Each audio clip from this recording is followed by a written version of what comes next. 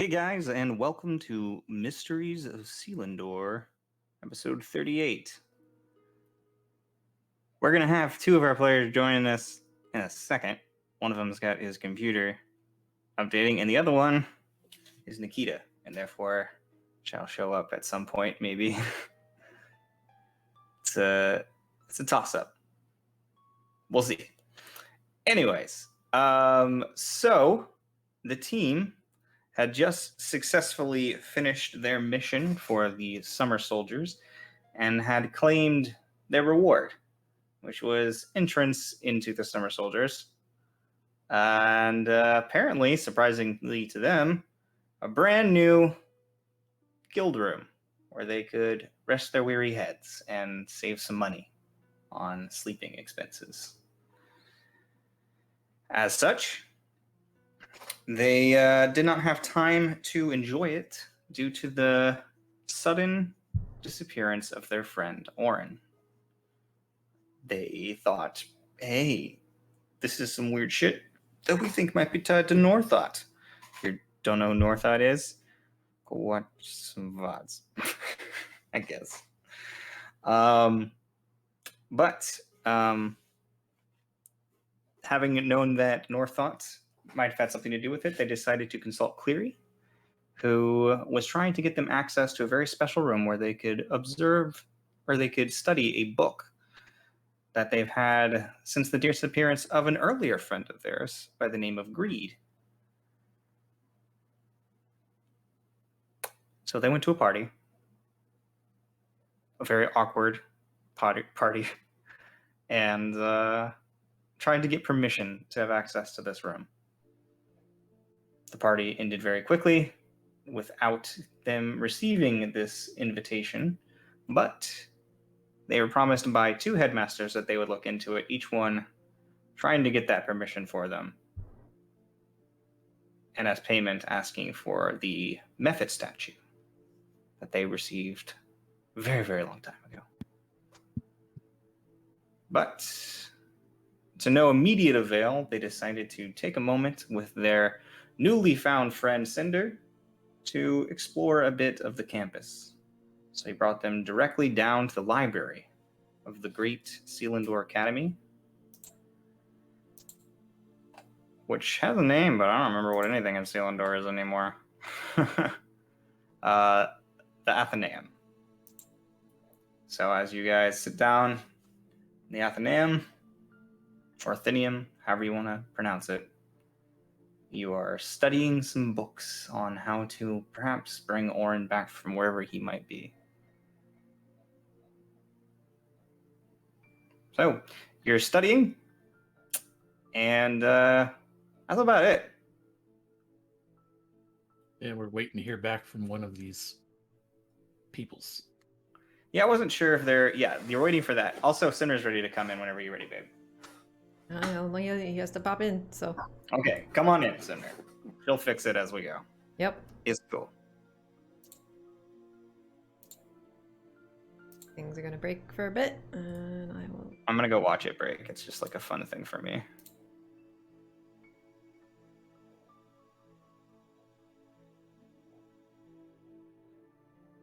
Okay, I was gonna say in the meantime, maybe. Oh, sorry. Sorry. Yeah, I was just checking for it to come in. So you guys were waiting for, yes, a response from one of the two headmasters that they had got permission for the Grand Headmaster of the Selindor Academy for you to have access to the whatever I call that room. I can go look it up. But Perception. currently you were doing apperception, the apperception room. So while you guys are doing your studying, is there anything else that you were particularly wanting to look at? I know a couple of people had some books. I don't remember who was looking at what anymore, or what they had rolled, if there were any specific rolls for it. But you can continue that. Oh yeah, yours was pretty useless. I think we went through the books that we had. Okay, cool. So that's up to you what you'd like to do then. You find yourselves in the Athenaeum, and currently it is a nice, quiet, very calming ambiance to this massive, sprawling library. There are these strange mechanoids popping in and out of the ground at certain locations where anybody is in need of assistance. Sometimes when they're not in need of assistance. But the Athenaeum is yours. So we got like 5 books that I think we went through. Said he was taking notes. I don't know how much time has passed since we like woke up from our cat nap in the middle of the day. You guys have taken one short rest in the past like 36 hours. I thought they did a long rest before the party. No, it was a short rest. No, they did a short rest. They did not did take you? the time for a long rest, yeah. So nobody has taken a long rest since before you guys fought Caraxes. I mean, I'm fresh. So I true. feel like this is maybe one of those like stressed out college kid scenarios where there's like a deadline looming, like some important shit going down, and she's been hitting the books pretty hard and kind of just dozes off at the library table waiting for somebody to contact her. Study for Okay. finals, bro. So you're attempting your long rest. I guess so. I think realistically, she's pretty beat, and she's just gonna study as much as she can. But we'll probably just drift off if they don't get back to her. You know. I'll say this: you're not going to get a response back from it in the next hour or two. So, Yeah. What is everybody else doing? I'm looking up books about immortality through mushrooms. Yeah, you find a couple of fables. Nothing Yeah. concrete. No scientific journals or alchemy books have anything to do with immortal mushrooms specifically. But go ahead and make an investigation check and let me know if you roll extraordinarily high. Maybe we can find a specific. Oh shoot! Where's my dice? Where did I put them? I mean, if he's looking for books, I'll obviously assist him because I'm the only one that can really check books. Oh no, Grimm's not gonna be like overt about it. It's like kind of his secret shame. So, well, yeah, he'll just get like books unless I get them. You don't go here. Oh, can I not? Yeah, he requested. But I thought we were honorary. I thought we were honorary members. Card from Cinder. Cinder showed a library card, so technically he'll bring you books as long as you're with Cinder. But if Cinder goes off to go look at anything else, then you do not have permission. That's true. If you need books, we're only like through Cinder. We're only temporary students anyway, right? You're not. You're temporary guests. You're guests of the academy. You're not students. You are representatives. Something I don't know. Yeah, you're basically students. specifically his portion of the school. We have like those honorary PhDs that mean nothing. Yeah, right. So what did you roll? Right, I'll make my investigation check. No, now I'm rolling finally. I rolled a 10. No, I didn't. No, nothing specifically comes to your attention while you're perusing the stacks. You are in the fiction section, so as you go around, you do find a fable that mentions something about mushrooms. But without the assistance of the robot, you do not think that you're going to find a book specifically for that. What were you doing, Mitnir? Just kind of pacing. Just pacing? Yeah, he's just kind of waiting for it, so he's just like up and down the road, not really looking for anything, just kind of killing the time. Okay, awesome. I wonder what the odds are they have. Okay, so are you looking for anything else in particular? I think I'll try and find some books about the history of Selindor to see how the transportation systems might have been made. Okay. Go ahead and roll me an investigation check. I mean, you can request volumes and they can bring them to you, but at this point. Natural 20 for 28. For 28. What would you like to know? This how the transportation systems work, Well, basically. all of the teleportation circles are regular arcanic magic for conjuration magic for teleportation. They were Yeah. developed with the cooperation of all of the different respective kingdoms that have a foot in the door at Selindor, and individuals from planes of all manner of existence have gathered here and have set up portals between their domain, specifically on this plane within Selindor itself, to either the Nexus or tied from the Nexus to the outer Nexium wall, where you have many times witnessed. The rest of it, you see, actually wasn't developed by them at all. The four waystones that set at the prime directions surrounding the Great Tree of Selindor are all naturally created by the tree itself. And the return crystals are those. Those are made shards by- that they have found over the centuries. They have found that communicating with these, that the Great Tree of Selindor is sentient, and as such can be communicated with via its waystones. The waystones themselves take a piece of each individual that places their hand upon him, and by doing such, they remember them, remember where they have anchored themselves, and there's a small bit of magic involved to inform, to communicate. The waystone keepers that are at each of the four primary areas are actually there not to perform any form of magic specifically, but to communicate with the stone and let them know what your intent is for you, as the communication method with the Great Tree of Selindor is a bit off. Doing such, you all, to receive a return crystal, simply a request made, and the crystal is produced. And the crystals they're one-time use, or They're one-time use, yes. so they disappear after you use it? They basically, it is a splinter of the waystone that is returned to the waystone. It becomes a part of it, and it takes you with it. However, since you are not part of the waystone, it allows you out. Gotcha. Okay. So that's the information that you get. Meanwhile, as long as nobody else has anything specific they'd like to do, I will say that about 2 hours pass while you guys are continuing to try to study or find this information.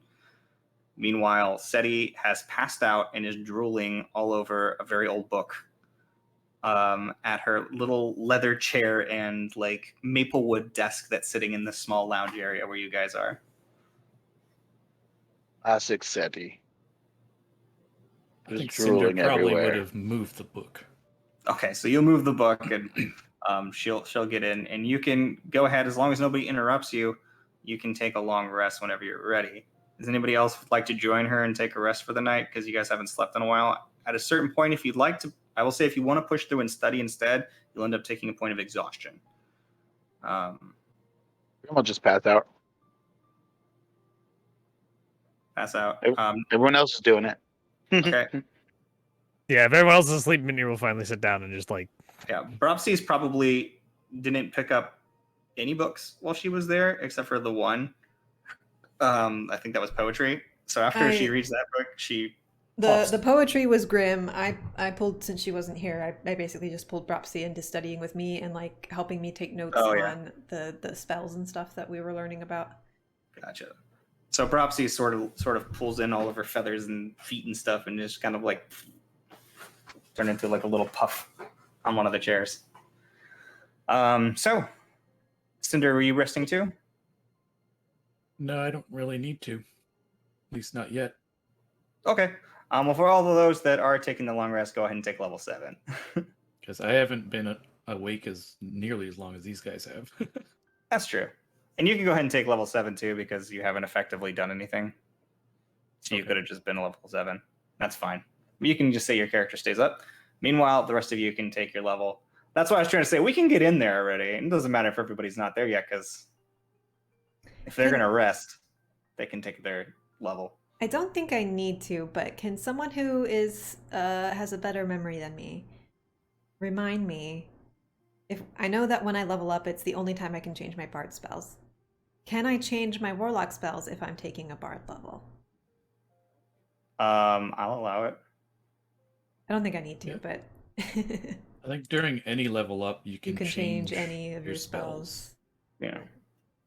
So if you want to like change cantrips or switch other stuff around, Oh like yeah, that, no, I'm gonna be doing a whole bunch of shit to my bard spells, but I'll see you guys tomorrow. I think my warlock ones are probably fine, but I'll start with those because they're here. Okay. Gotta roll me a d6 for my HP. Oh yeah. I think Yeah, mine's- that's the fun part. Let's do that. I Let's want do to that first. see those Big ol' pop up. 3. Yeah. I'm scared to Uh, roll. I'm scared to roll. Plus 3, I think. Oh, that already adds that. No, it was almost a I'm- 10. It's a 4. I'm rolling with this guy because if I recall correctly, last time he gave me an 8. So You have rolled fairly well with your D12 up till now, though. Yeah, I got that a was just 3. That was the lowest one I think you've rolled so far. Was the 4. bad. Mhm. I think you've rolled like 12s and 11s. I like 10s and 11s. Yeah. Prepare another spell. Where do I add that? Here. No. Here. I'm getting rid of Armor of Agathis. That was not great. Well, because it's low level. Yeah, but I can't cast it super high, so Yeah, for right now it's until completely maybe useless for you. late game I can bring it Well, back. it wouldn't but- be useless for you, but you guys are fighting things that we're fighting something that was way beyond your level. So you just happen to have something completely useless in that sense. So as you all find rest, whether you want to or not, some of you kind of just passing out in the library, you sleep well. Most of you. Cinder will just be watching over them in the library while they sleep. Sure. Meanwhile, Seti, as you dream, Uh-oh. you open your eyes and you find yourself in the Gloaming Grove, surrounded by tall standing pillars, in the very center of which you see a hovering purple shard, incandescent piece of obsidian with the orange globe coming from inside. From the other side, you see a figure slowly shifting and moving. And as Lady Hyacinth steps out from around the other side of this fracture, she looks over to you and says, "So, I think we should have a small discussion about the taking of my shard." Sure.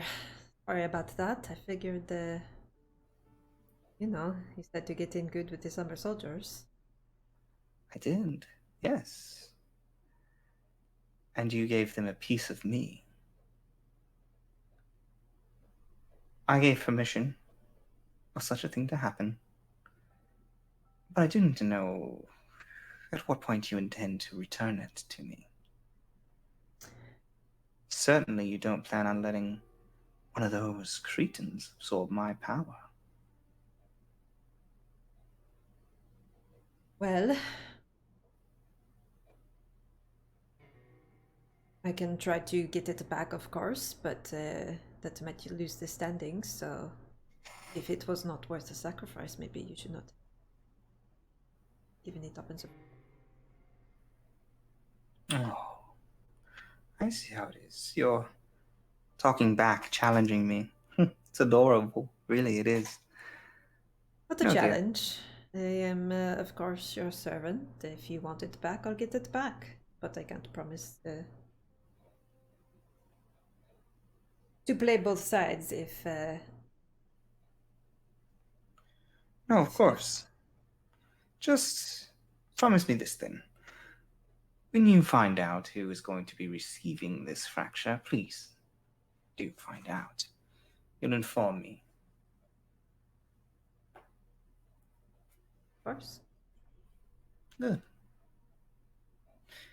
Dr. Wolfsbane should be able to give you your next task once you've gotten a bit more acquainted with the summer soldiers. Definitely do a mission for them, or maybe 2, whatever float your fancy to make them like you. And Wolfsbane will have further instructions. But well done. Craxus said you were entirely weak. I think he's probably talking out of his ass, but we've certainly come a long way. Well, let me know if you ever want to take steps further. Always. Good night, dear. And as it fades back into darkness, you have some weird dreams about cheese.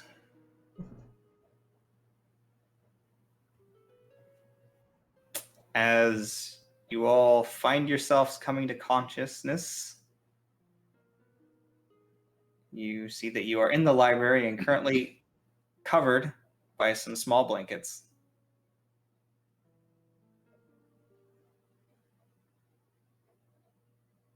And Cinder's just there reading books.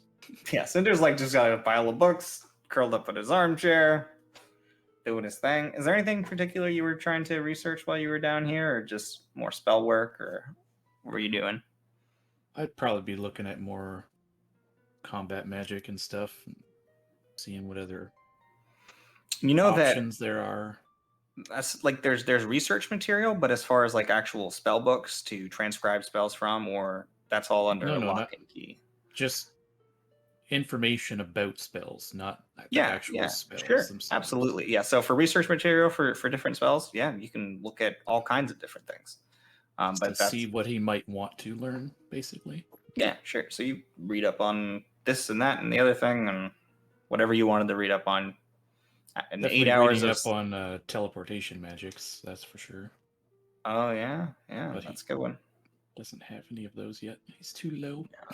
Too much of a baby. Question. What's up? Grim, do you get speak with dead? I don't think so. I can talk to plants. Okay. Also, should I let me- bother taking sending because we have these fucking phone things? Well, the rings only work for us. So Well, the rings work sending for would be us. The to- phones work for people we've synced our phones to. But only once per day, unless it's Grim with his fancy ass one. Yeah, but sending's a third level spell slot, so that's also basically once per day, if that. Oh wow. You don't really need it, no. Yeah, no, I have speak with. I can do speak with plants, and that's the only speaking I have. Looks like. Maybe I should take speak with dead then. That could be useful. Hey, you think that might be on my what you call it? I thought maybe website? as a spore druid you would get something like that. Yeah, you'd think maybe, but then no. No. Though I do get blight, which looks really badass. Light's fun. That's a good one. Does a lot of damage, like, Yeah. and I can just kill plants with it. I think warlocks get that too. I think I saw it recently. We sure do. One of my builds, yeah. So maybe speak. Definitely taking tiny hut.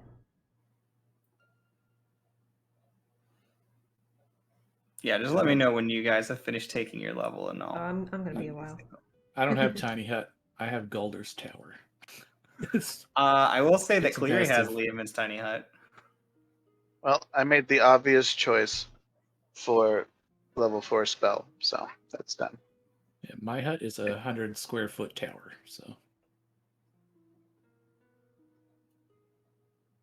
An elect fortress is really nice to need it, but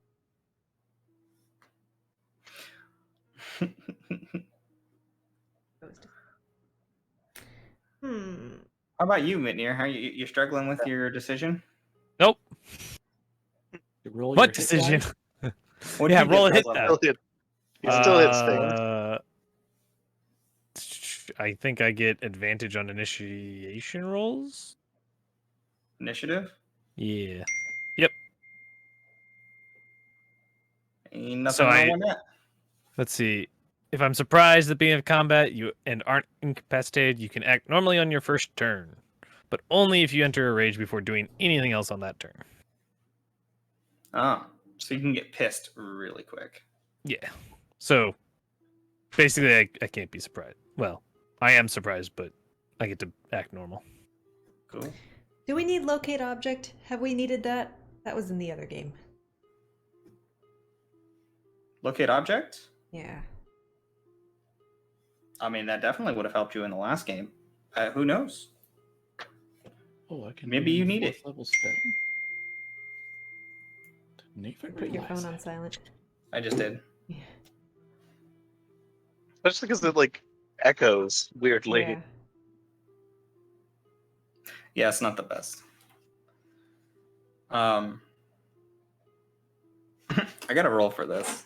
I'm trying to wait until you guys have finalized your level, but if you want, I can just keep going.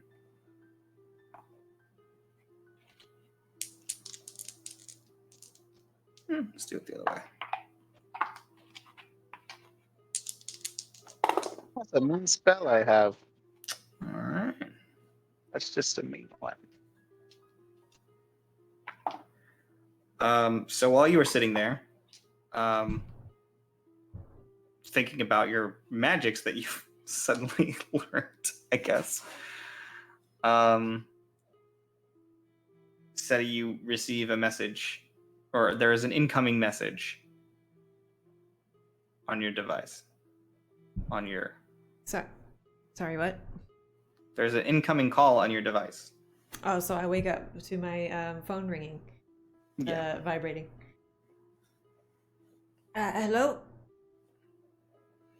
Ah, yes, hello, dear. This is Phoenix, Oh, headmaster of the University of Phoenix. yes, of course. Good morning. I don't say that very often. It does sound quite pretentious, doesn't it?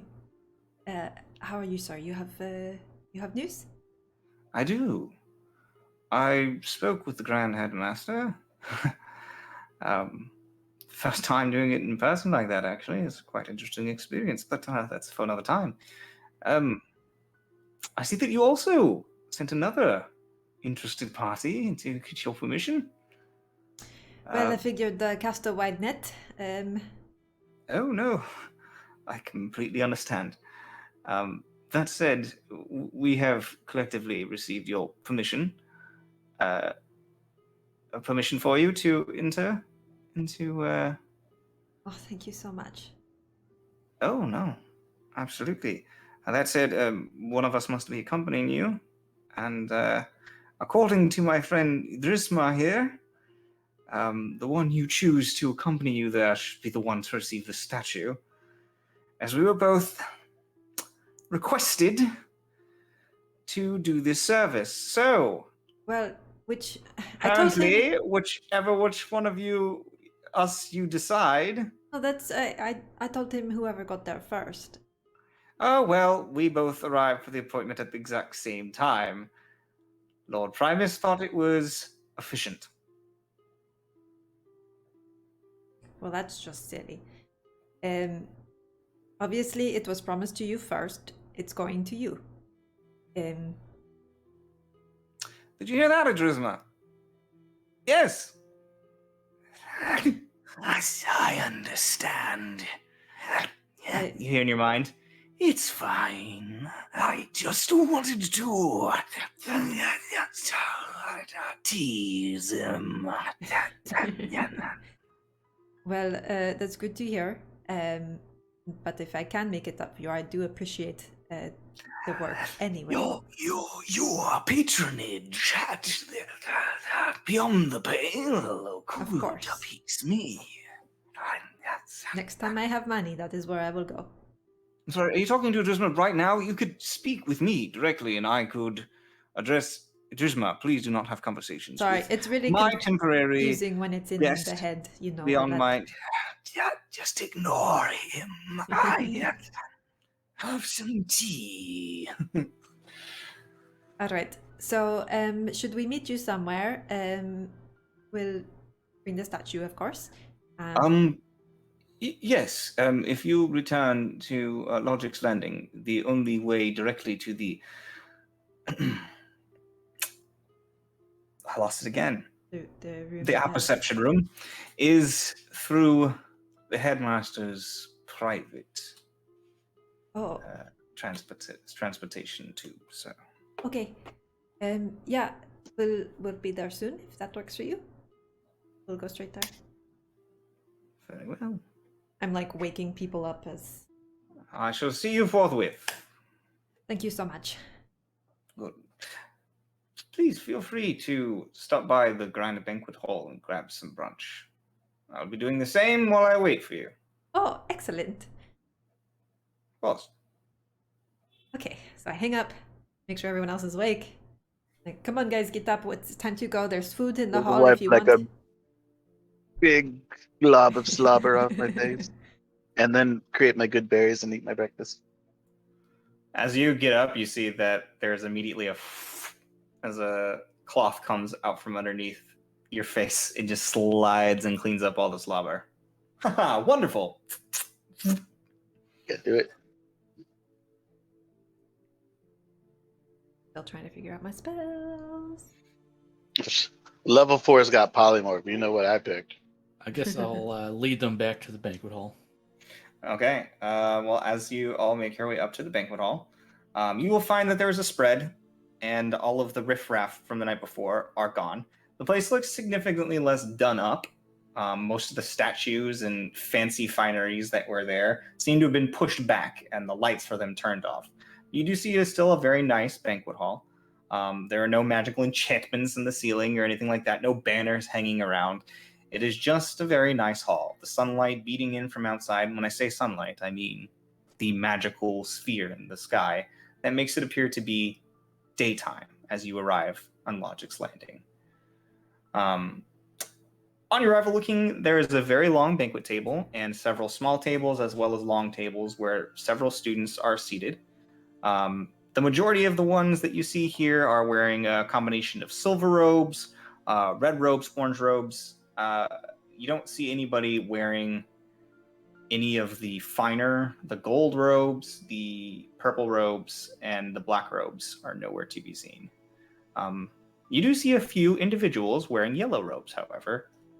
Those of you that were looking for members of the mushroom school the night before, there are a couple of individuals wearing the yellow robes marked with the phallic-looking mushroom on them. Mushroom people. Well, Grandma's gonna go talk to them. Okay. Well, there's a few individuals. One of them is reading a book, just sitting at one of the long tables, far end. Another one is there with what appears to be it's sort of got the same sort of satyr-like situation that you had met a certain individual that only one of you, no, none of you remember. Never mind. You as the players, though, remember an individual with horns coming out of their head that were branches instead. Otherwise, they were a satyr. Or not tiefling, sorry, not satyr. Tiefling with branch-like horns coming out of their head. Wood tiefling? Yes, none of you guys remember this individual, but I'm telling you that it is the same individual. Well, Seti remembers, right? No, she doesn't. That was erased from your memory as well. Oh, okay. So I just remember the guy. Yep. Okay. Well, okay. It's hard to describe that. I was just like, oh, wait, no. I can't Well, decide I'm gonna what my find last whatever's spell should be. whatever the woodsiest or most mushroomy looking, whichever one looks, least. The individual at the very, very far end is a, oh god, what are those things called? I have to look it up real quick. Go to my monster thing. Do you have to pick your spells from both? Like, Just bard spells. I've got the warlock ones figured out. But I'm like, This is our only chance to change it. Yeah, so. until the next level, unless I decide to do another warlock level, in which case it's 2 levels from now. So, do I want Zone of Truth? That's what do it's I want called. Locate Object? Do I want to keep Animal Friendship in case we run into another T-Rex? Like, So the one that's reading the book at the corner has bottle cap style glasses, a very, very large head compared to the rest of its body, which seems to be completely enveloped in its robes. It has gray skin, sharp pointed ears, sort of very jagged, sharp teeth poking out from between its lips, and buggy eyes. Yeah, I mean, that's the best way to describe it. It's very small lower body on this individual. But this one's like reading or something? Yes, it's reading at the end of the table and having breakfast. Well, I don't want to bother him if he's reading. Well, the other one's getting breakfast as well. So Yeah, but he's reading and getting breakfast. He's busy. I'll go talk to the stickhead one. okay, so as you approach this individual, she turns to you and looks at you for a second and just, can I help you? Grim wants to know, how does one join your mushroom school? You speak to the headmaster, isn't it? Okay. And she Like- turns and walks very quickly away.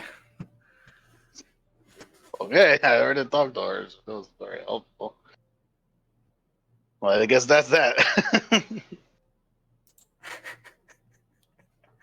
She's like, you guys watch as she like walks out of the building, just like gone. And then I'm gonna go talk to the dude who's weird looking. All right, as you approach, Must have been her first time talking to a boy. She was just hot and flustered. That's what it was. yeah, it's definitely not the fact that you guys know that she's or she met you and she did work for you as a root walker, and now you're showing up. We wouldn't know that. I don't know that at all. Yeah, I know. So I when wouldn't you guys, have known that even if you didn't erase my memory.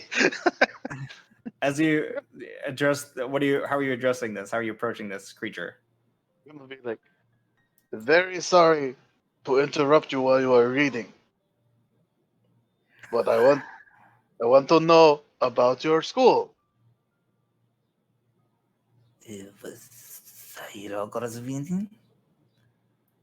Do you speak Sylvan? Nope.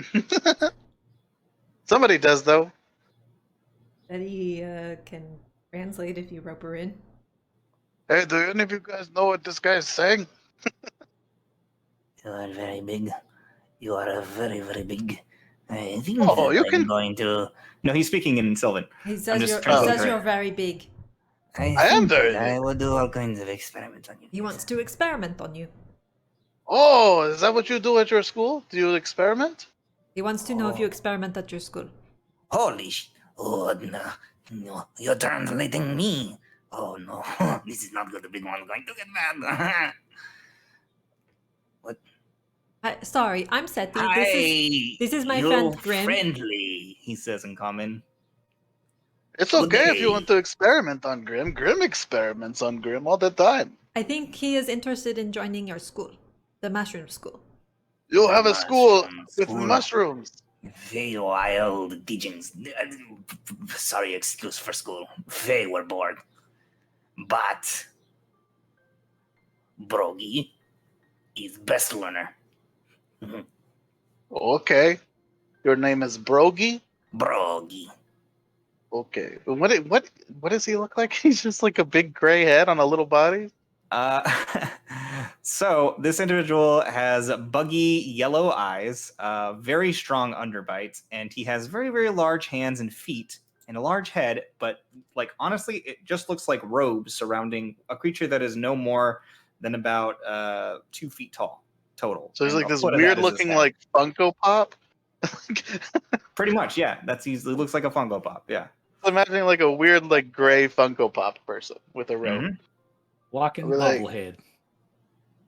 I'm gonna make a nature check to see if I can have any idea of what he is. Sure, go for it. Oh, that's a natural 20 with He's a a 5. boggle. So 20. Oh, boggle. He's a boggle. I was really good at boggle. What's a boggle? What is a boggle?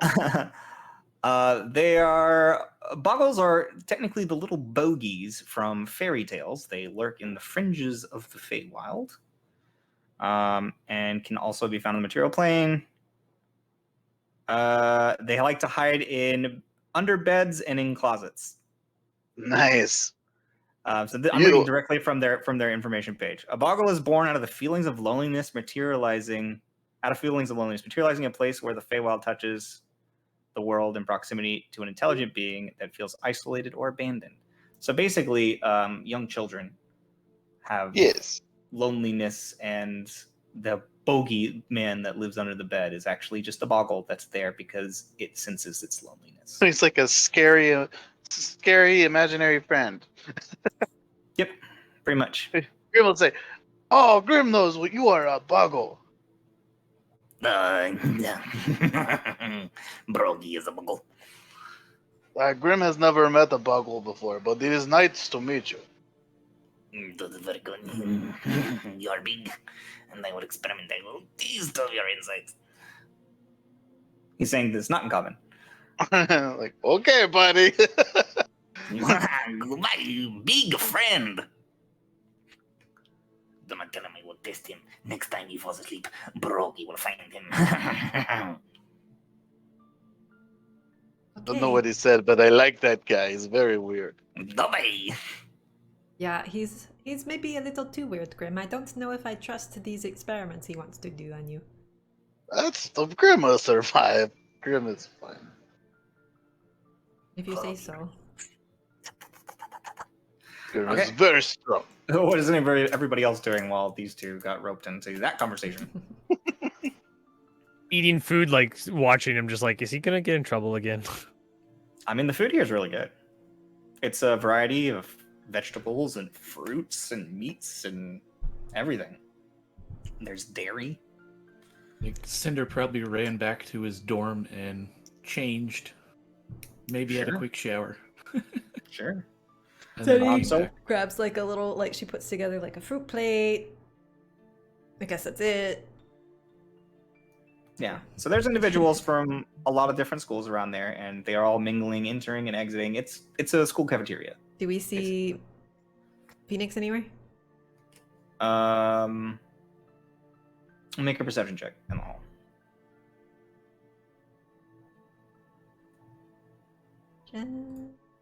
Get advantage. Ooh, I Imagining don't think walking I'm down gonna the need it though, because that was pretty good. 28. 28. Wow. Yeah, you see him the second he enters from the side wing where originally they had this sort of lift where the big table where they all sat at when the high backed throne. Now that's just completely lowered down to an exit that goes in that direction on the side. And you see as he walks back from that zone, you immediately see him. I and bounce over with my fruit plate. Oh yeah, he's got like an empty plate in his own hand. He's like, "Oh, you finished eating? Fantastic." Oh no, mine's like a heavily laden with fruit. And Oh shit. just, Sorry. Like, would you you're like here some? eating. Oh no, I'm stuffed. Oh, okay. Had a fair bit of seed this morning. It was delicious. Like strawberries just like crammed into her mouth. Well, thank you again. Yes. We're really grateful for your help. Of course, and I will be very grateful when this is all said and done as well. Yeah. That said, whenever you've gotten your group together, let me know who you're taking with you. Would you like the need for Cleary to join us as well, or will Cinder be enough? If Clary would like to come, I mean, he's been involved in this. He's got classes this morning, but I'm sure he'll be more than happy to join you all. Oh, well, I'll just send him a message, okay? You can see. And I try out my new Sending? thing. What? What are you doing? Sending? Yeah. No, it's Okay. a third level spell slot. I shouldn't waste it. I wanted to, but I'll take out my phone thing and just. Okay. Clary. Yes, hello. Hi. I'm Oh, sorry. City. I know you have classes, but did you want to come when we do our thing because it's happening right now? Oh, goodness. Phew. We're in the cafeteria. Shoot. I would really love to go, but I'm looking at the Prime catalog right now, and that's a class I'd really, really like to take. All right. Well, I can give you the Well, rundown later. you'll like the results of this. I believe in this particular class, I'm going to learn how to make a wall of fire. I can't miss up on that. Let Cinder know. I'll get the transcription for him. Okay. Will do. Thank you. Okay, bye. Bye. Well, unless you really want me to come, I will come if I absolutely need to. No, it's okay. Do your thing. I'll tell you about it later, and you and tell me about that exciting class later. Okay, fine. Okay, fine. I'm so excited. I'm gonna make a wall out of fire. That sounds Fire. like a lot of fun. Wall of fire. Sorry, bye. Okay. Hang up. He's gonna feel so bad if we all die. I offer the fruit plate to the rest of the party as they maybe reconvene. Like try to flag them down, like, hey guys, we're over here, come on, let's go. Assuming they all will let you flag them down, then they can be flagged down. Yeah, Cinder will meet back up with you and probably grab some of that fruit. Yes. So is this going to be your group then? The 5 of you? Yep. Very well. Whenever you're ready, follow me. It's on the Maybe he picks up the plate. plate. Whatever food, he's just still just like. So he walks you all back the direction he just came from. Heading in this direction, you find yourselves ascending a small set of staircases that goes to the second floor. On the second floor, you'll find that there are several what look like offices on either side, just completely glass, like tall windows leading into each one, so you can see in where these big offices are set. You can see that there's an individual sitting behind a desk, and his bookshelves are in he's got like these big like filing bookshelves, and they're all in disarray, like opened up. You can see little pieces of parchment just stuck and floated out of them. You can see that the room is cleaning itself. That there is actually very Harry Potter like, with just like the amount of busyness going in each of these offices, where there's just magically enchanted things just sweeping the floor, and there's little notes flying from room to room. It says, sorry for the mess up here. We're all very well off academically, but a lot of us are. It's quite charming, actually. Thank you. Don't go into the East Wing, though. It's rather ill to keep their offices, and that whole system is a bit unsightly. Sure. I can imagine, I guess. I mean, they're all geniuses. Don't get me wrong. I find them all to be some of the most incredible tea companions I've ever met. Especially Drisma. We had a small spot of tea while His we were tea waiting is for the so headmaster. good. I don't know what his secret is.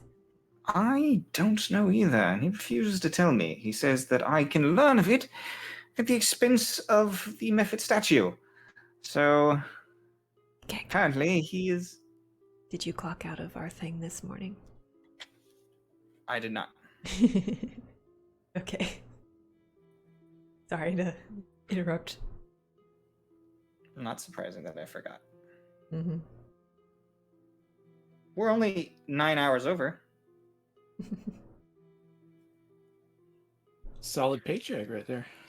Does it let you put in like an alternate time or whatever? It doesn't matter. Yeah. Okay. Just our boss texted and was like, you guys do that, or... Yeah, I just forgot to clock out. Just forgot to clock out. Oops. Okay, so with that, he lead you past the western section of offices and makes a turn towards a large, very, very ornate. It almost looks like it's a bit of gold, but it has a small sheen to it. The only time you've seen a metal similar to this one is on the chest plate that Archibald Eagleman wore. That's the only time you've seen metal like this door. Hmm. And as he approaches, The adamant. it is not. You can make me a... I don't know. Nature? I don't know what. Metals? I guess... Metals are part of nature. Sure, we could do nature if you want. I would think the most accurate is probably history. I got an 11. But like, I was gonna say there is no Still. smithing check, you know. right. just But what is... straight But there is something... I feel like I would have said metallurgy would fall intelligence, under but if you're proficient history. with smith tools, you can add your proficiency. But yeah, I got 11. So yeah, you don't know what it is. yeah, okay. It's a door. And now I can't remember what it is because I had it. Oh, no, yeah, I do. I know what it is. It's Egglemantium. It's definitely metal. It's definitely metal. Okay, yeah, it's a big metal door. Metal AF. And as you guys approach, you see Phoenix really straightens himself up and he says, Headmaster Primus, I'm here to inquire about transport down to the apperception chamber. And he's like, oh, this wax, I've seen it. And as you guys watch, you see the door begins to twist and turn, and you see interlocking mechanisms begin to turn on every side. And as the door begins to swing open, it swings back into itself and twists again. You see the entire thing twist and comes apart, and a big glass tube appears in the center of it with a contraption inside it that begins whirring with these pieces of door spinning around it. Oh, well, apparently we just go right in. Ugh. Let him go first. So he walks straight in and stands inside of the tube, where you can see that there is like there's copper above and below, just tied to. There doesn't seem to be any track or anything like that, but you see that it's just hovering there, and you can see we're whirring energy on both the top and the bottom. Follow him in. Yep. Which you guys have taken one of these before. We glossed over it last night, but that is what you've been taking to get up and down from the different levels. Okay. Just there wasn't some big giant whirring door surrounding them. Well, the apperception chamber, and then you drop. Now you've ridden one of these before, but this one drops very efficiently, and that is to say, without any form of slowing. You drop at the full force of gravity. So you guys find yourself falling 5, 10, 15 seconds. You begin to just slowly separate yourself from the platform below. As you begin grabbing on, he's like, oh dear. He begins flapping his wings slightly. And then suddenly you feel yourself slowly touching towards the bottom of it. And then as it begins to slow, you just, very irking feeling. Your ears, everybody make a constitution saving throw actually for that.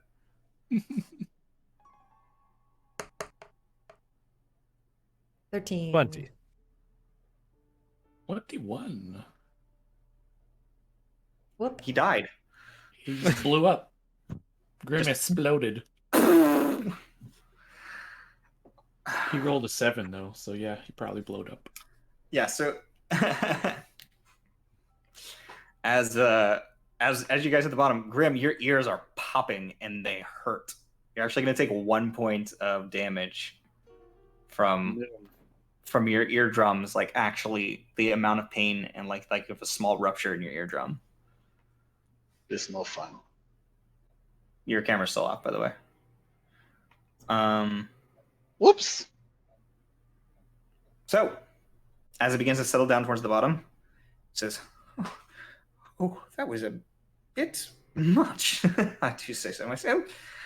Right this way then.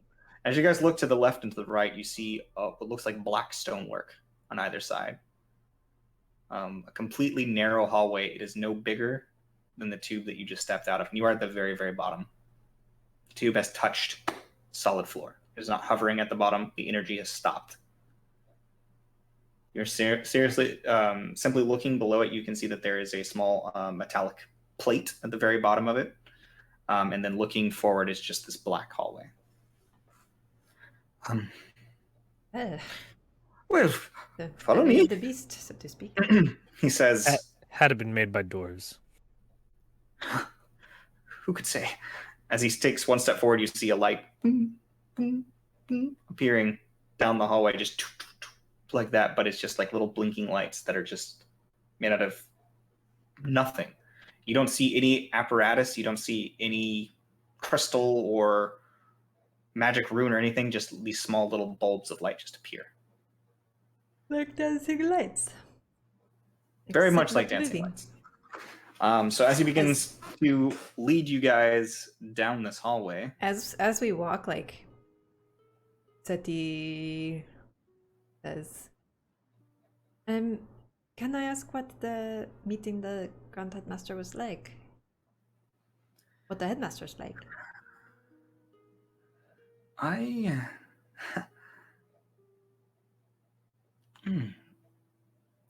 Unfortunately, I do not believe that I'm at liberty to discuss the headmaster. Sure. Well, if we're all gonna die down here, You said we're going to die down here. I mean, Don't be so pessimistic. It's really hard to say, but hopefully we'll be just fine. Just fine. Well, let's proceed on. So you guys walk for about 5 minutes of just walking down this hallway. There's nothing except for these lights appearing. And then eventually you come upon a door. The door itself seems to be mechanical in nature. And it's just, 1 second. A little keypad sits on the right-hand side. But it's not like a keypad that you would imagine for us today. It's more like a small dial that goes with a bunch of different characters, like almost like one of those little combination locks that you can spin. And as he twists it and sort of hides from view, you can make a perception check if you want to try to spy on what he's putting in on the door. Sure, but can I try to do it in a way that is stealthily so that he won't notice? Yes. So go ahead and make me a perception check with disadvantage. You're trying to do it stealthily, and he's 22. He's covering it. 22 with disadvantage. Yeah, you definitely see what he's putting in. Oh, well, I guess it would have been a straight roll because I had advantage. Either way, you So that would have see that what would have he's... been 23. Okay. Well, you can see what he's putting in there. You has a mirror just like. and now make me a stealth check to see if he notices you. Do I have disadvantage on stealth? No. You had disadvantage because you were trying to be stealthy. Yeah. Okay, so 19. 19? Yeah, he doesn't seem to notice. He looks around back at you, and by the time he looks back, you're just like, he's really weird. Yeah, just trying to look kind of bored.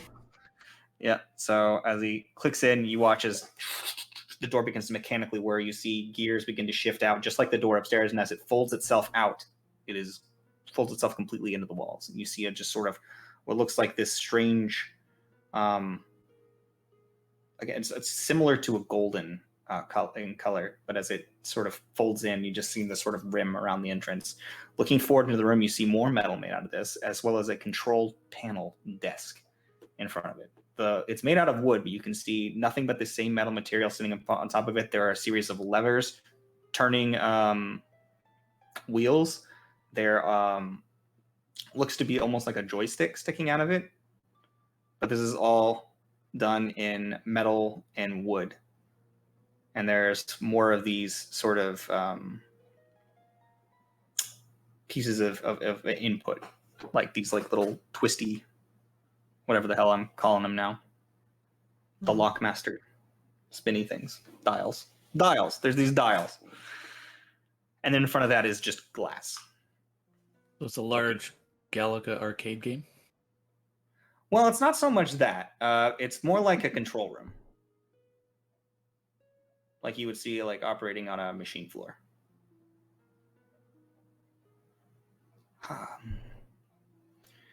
Well, I certainly knew in theory a little bit about how these work, but I have never worked a mechanism such as this myself.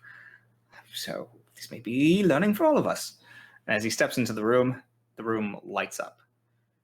What you see is a series of rune-inscribed discs and rings, both above and below these black-lined walls. The walls themselves, made out of this black stone, you can see now with enough light, have inscribed runes running all through them, made out of a dull metallic material.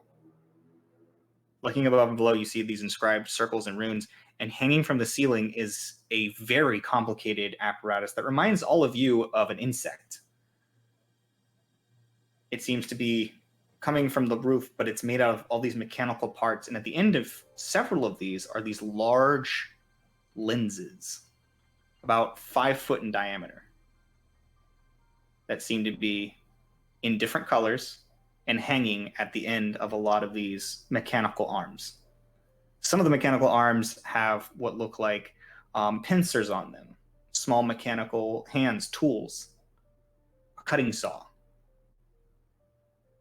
all kinds of different things that you've never seen before.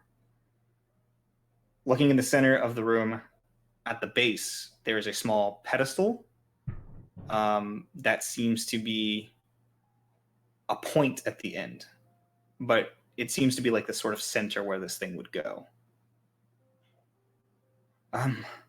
Welcome to the apperception chamber. On either side, there are doors that lead down into the chamber, but you can see that most of the work is done from the safety of the room that you're in. Right. Well, Now, I was aware of the complexity of this room. I was not aware of the vastness of the enchantments used here. Dear God. I think Cleary will regret not coming. I do believe so. Well, first things first, I turned to Propsy and the statue, as promised. He hasn't Oh, heard me, so. certainly, you can also return that to me later. I don't have a backup holding on me at the moment. All right. So if you just deliver it back with me to the... Okay, sure. Well then, But, guess it's me. as soon as I seal this door behind us, this room is sealed. So don't bring out your book just yet. Mhm. Any last things to do before I close this door? Because we will not be able to leave until we are done with whatever we're doing. We're good. Very well. So he goes and he inputs the same thing, locking it from the outside or from the inside. And as the door closes back completely, the lights in the room change again and become sort of like it's almost like a sort of like red light, but a little bit more yellow than that. Just sort of like a sort of amber colored light fills the entire room. It's got like this weird, dark, creepy ambiance. So, the book. I reach into my bag of holding, take out the box down, kind of look around at everyone. There goes nothing. Open the box. Okay. As you open the box, you look and see that there's actually mist piled up around it. And just like dry ice was sitting inside. You can't even see the book inside of it because there's so much mist there. Fan it. Perhaps head into the actual perception chamber with that. Close it. In case it's poison. Go back in. So as you step down, is anybody else going with her into the perception chamber? I'll pick it up and take a whiff and be like, nope, not poison.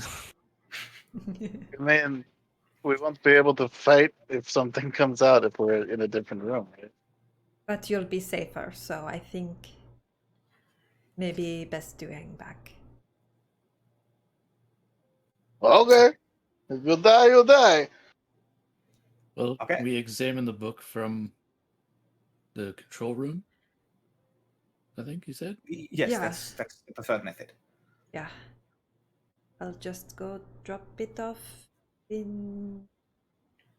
Okay, so you just go in there and you... I take with the box and everything, and then I just kind of dump it out of the box onto the little pedestal and back away. So it goes... And as you dump it onto the pedestal, you see a bunch of mist pouring over it. This sort of green-colored mist. At first, looking green and glowing, and then suddenly you see more color begins pouring off of it as well, as it sort of looks very similar to what you see pouring off of Selindor. And then suddenly, as it begins to fall away, you see the black shape of the book. You're running back into the control room, right? I'm like walking backwards, not taking my eyes off of the book. But yeah. Yeah.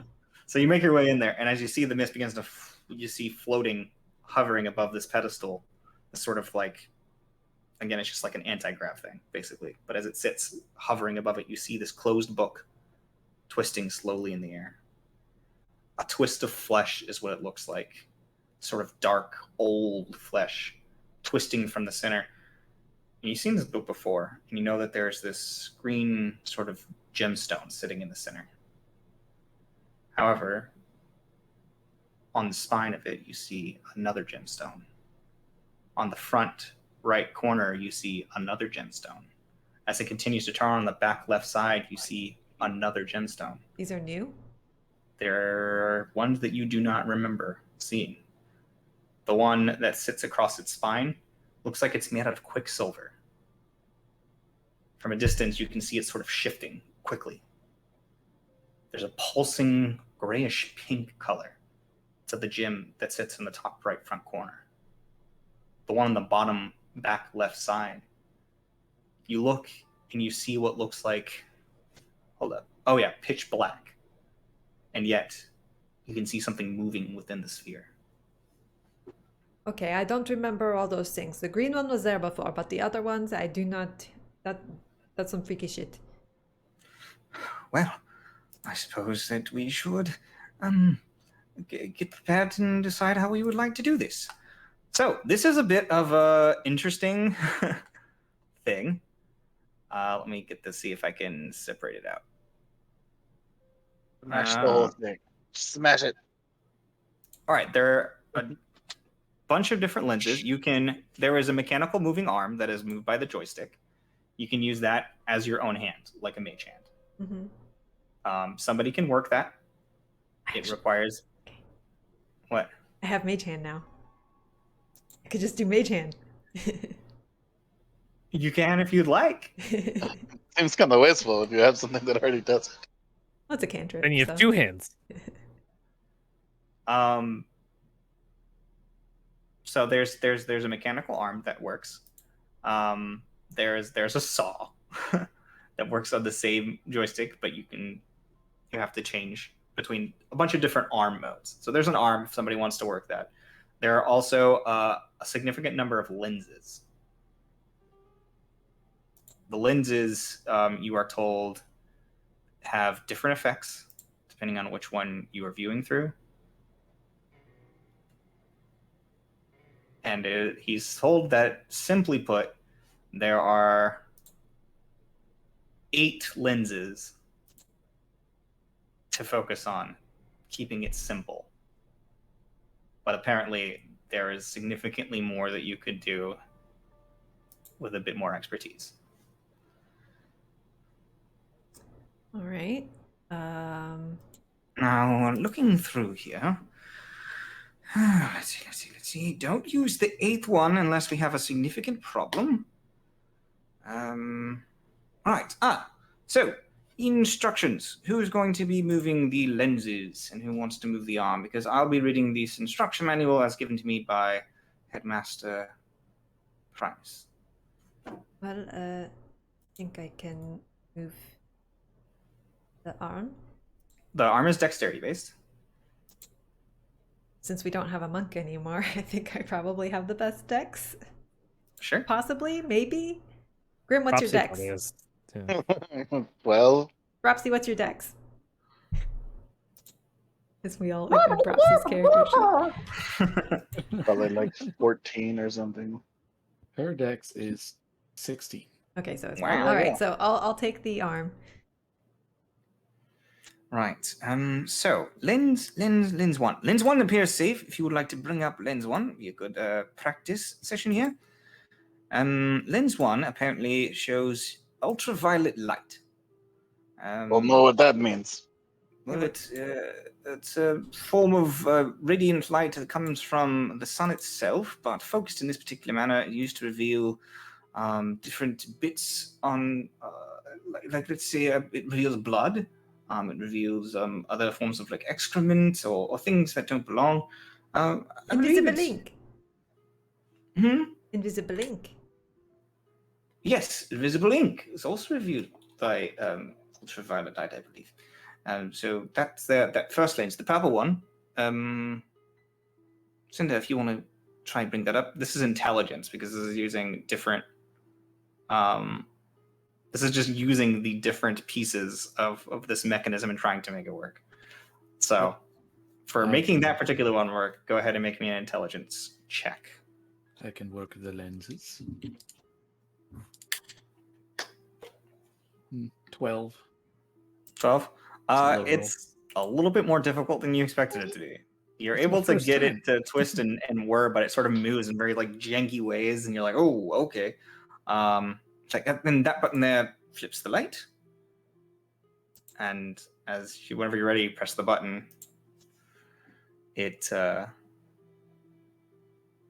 I'm just saying in case you want to not press the button. I don't know.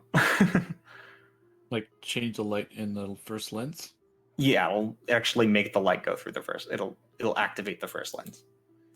Oh, okay. Yeah, sure. Okay, so as you activate it, you watch the light shift and the lens twists back into focus. As it does, you're looking at the book through this lens. And as you look, you see the entire room sort of has a purple light throughout it, like a black light's on. Looking at the book through the backlight, you can see a myriad of different things. Anybody who would like to look can use a perception check. Yes, please. 15 for me. Grim will look because he's nosy. Natural 20 for a 29. Wow, I actually got a 20 on that. I'm rolling so good today. With the natural 20, and for those of you who can see it, I'll just go ahead and describe it this way. Looking very closely, you can see that. Wait, which one is the magnifying lens? There's a magnifying lens for close Also, stuff. can I cast spells in here? Hmm? Can I cast spells in here? That's a very good question. I suppose you can certainly try. I'm going to cast Enhance Ability on Selindor to give him advantage on intelligence checks. Okay. It happens. Where is it at? Oh, okay. No, it's just a dial. So there's just a dial that you can find, Selindor, that can zoom in and out if you'd like. Just focuses the lens. Okay. Yeah, I'll probably be zooming in and out Okay. quite a bit. So as you while zoom in doing this. closely, on the wide view, looking at basically this lens comes out 5 feet, so you can see pretty much the whole room if you like peer through it, and it actually moves in front of the glass to the point where the glass sort of parts, and you're looking almost directly through this lens.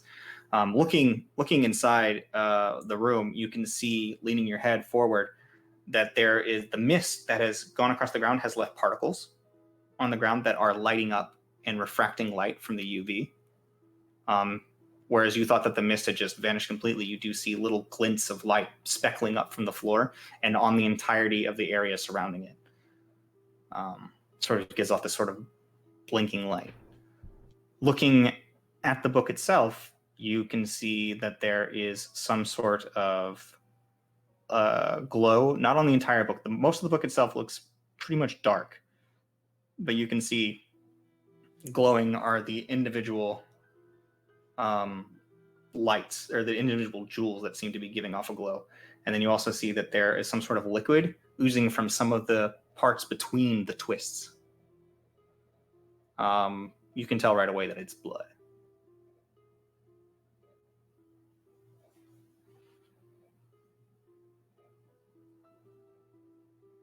The blood is oozing out of the book.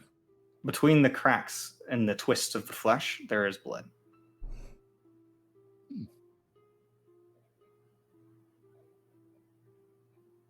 And that's what the Blood cover or is made dry out of? blood?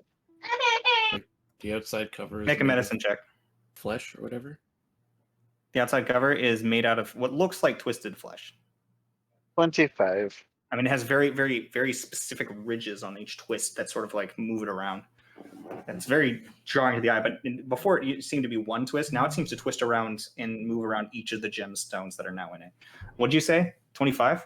25. 25. It is old blood. Well, that's good. This is not new blood.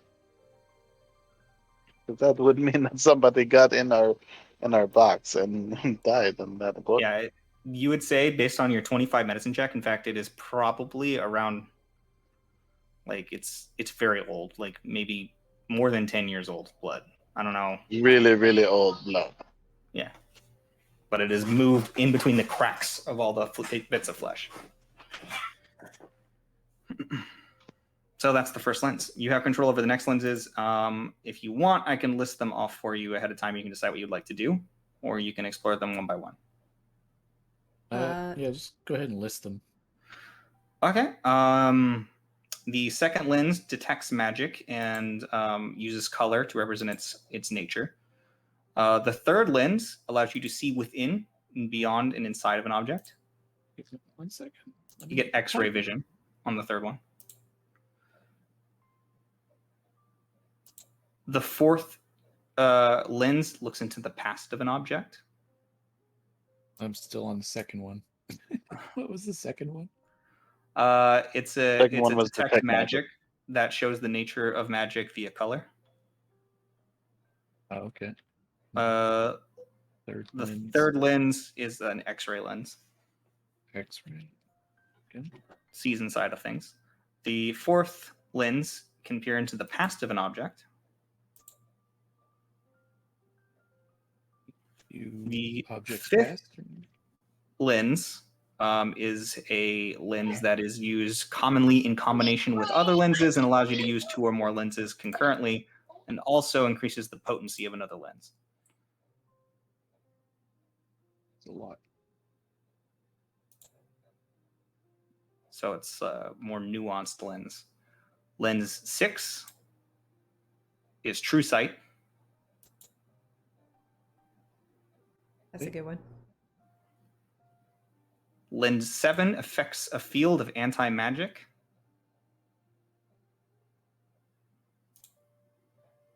Lens 8 eradicates everything in the room.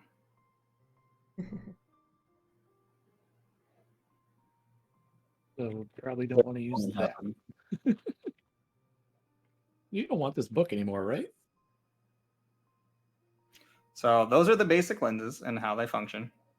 And you can use the arm to move the book, to inspect the book, to turn the book. Mm-hmm. It has no resistance because it hovers above the pedestal. So you can explore the book however you would like, using those lenses and a combination of dexterity checks as to not harm the book Mm-hmm. unless you want to harm it, while using an experiment with it. This is the safest chamber in existence, so they say, for examining a dangerous artifact. So I definitely propose that before we open it, we take a look at the cover with. I mean, we've already looked at with the UV. Definitely with the true sight, just for shits and giggles. I want to see what that looks like. Should look at those gems and see what's up with that. And then You just hold the book steady. I will change the lens. And then a Okay, lot of which- that went over my head because I'm very tired, so I kind of already forgot everything, even though we just heard it. It's fine. I got it. Okay.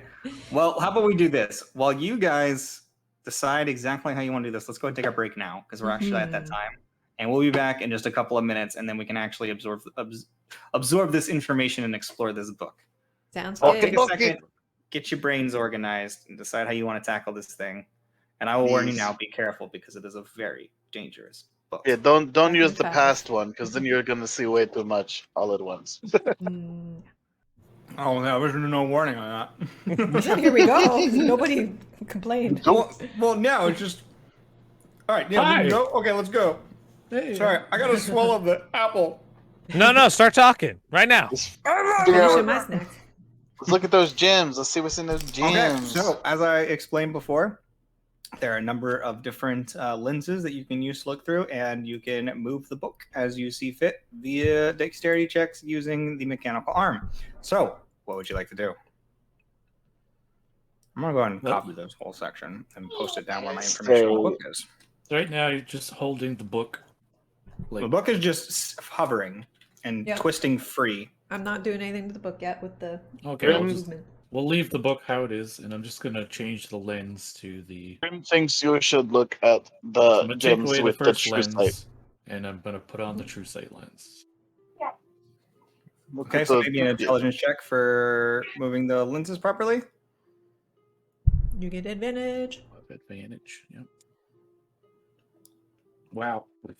Well, Yeah, you're dumb. Dude. that was an 18, and then it went 4. It's like, damn it. Was that with advantage? What's your 12 with advantage. 12 with advantage, yeah. Yeah, so you try getting it to move in that way, and what you end up doing is not putting the other one back properly, so you stack the UV and true sight. Okay. This should be We'll see interesting. all kinds of psychedelic. So as you hit this in and hit the button to activate the light, not paying enough attention to what you're doing, you watch. I need everybody to make me a wisdom saving throw.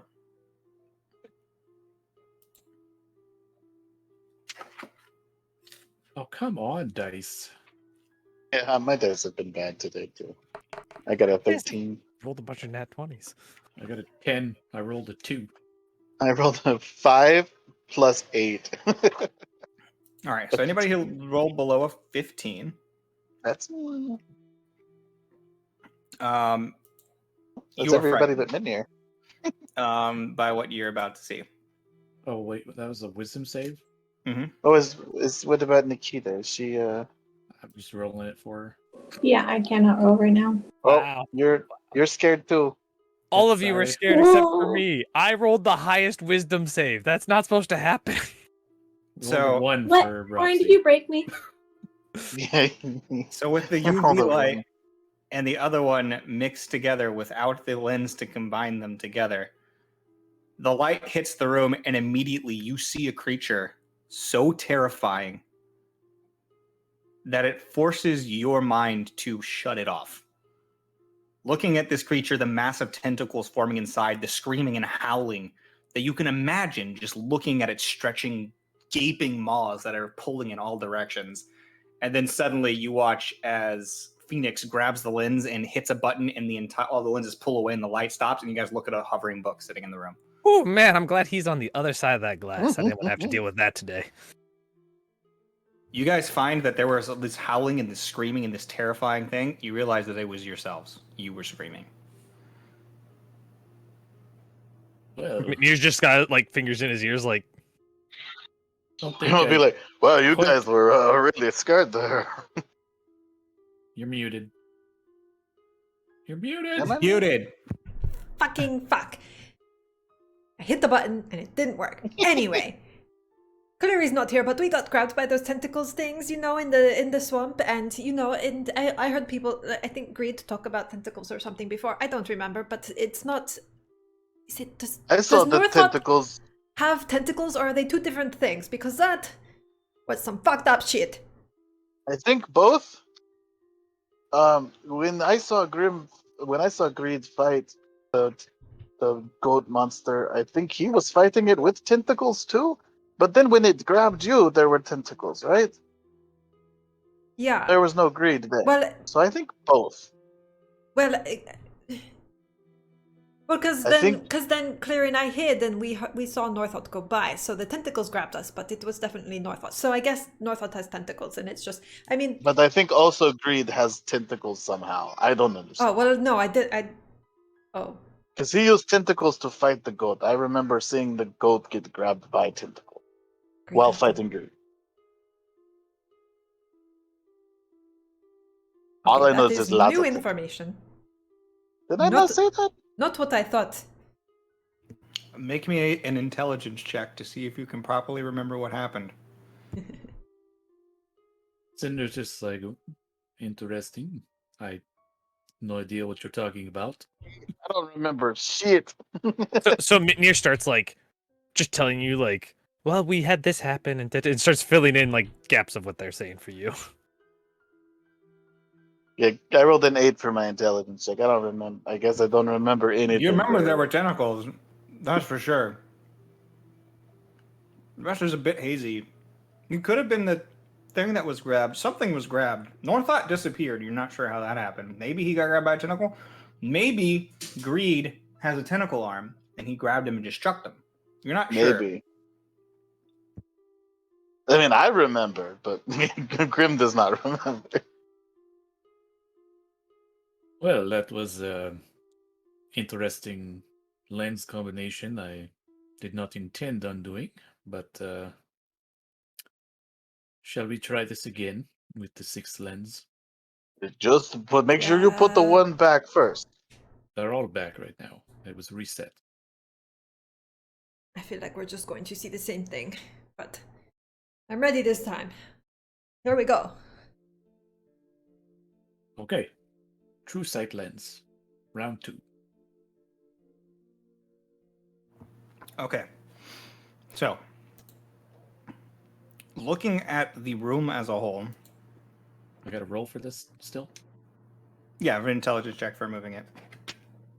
But it's a low DC, so I'm sure you're going to be fine. 21. 21. Oh, yeah, you're great. It's much So you better. slide it in, activate the light, and as you do, the room has an ethereal look to it.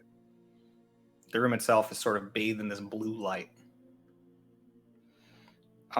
Looking around the book itself, you see massive moving energies twisting off of it. Looking at the way that it's twisting, you now realize that with the UV light, that shape is still there. Something about the combination of those two lights together and the way that they inform one another showed you what was truly, truly there, but you can still see this thing moving and twisting. However, what you do see is ethereal lines around the book showing that these twists of flesh are not just regular twists of flesh, but tentacles instead that are twisting and wrapping themselves around the book, pulsing and beating. Moving around inside, you can see that they're scooped around each of these different crystals, and each one of those crystals is sending out energy and light away from the book in completely different types.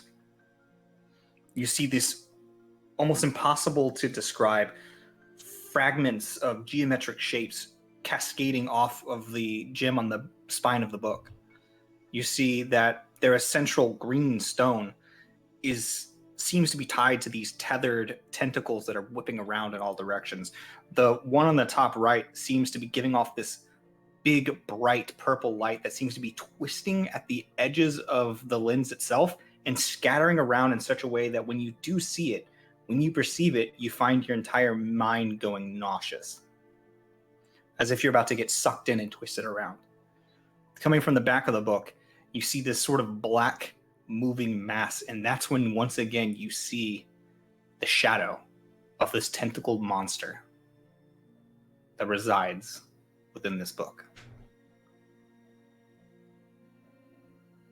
All this is happening simultaneously. All of this is twisted together, mashed together, forced together, and it doesn't look natural. For any more information, I need Arcana checks. Okay. Mm. Oh, I'm gonna Arcana so well. Just wait. 27. Oh, I nat 20. Did you nat 22? Oh no, you're 17. Well, I mean, I'm actually proficient with Arcana. I'm not. But I rolled a nat 20. When it comes to this, there's so much information about these that I want specific questions informing your role. So what specifically are you trying to discern? I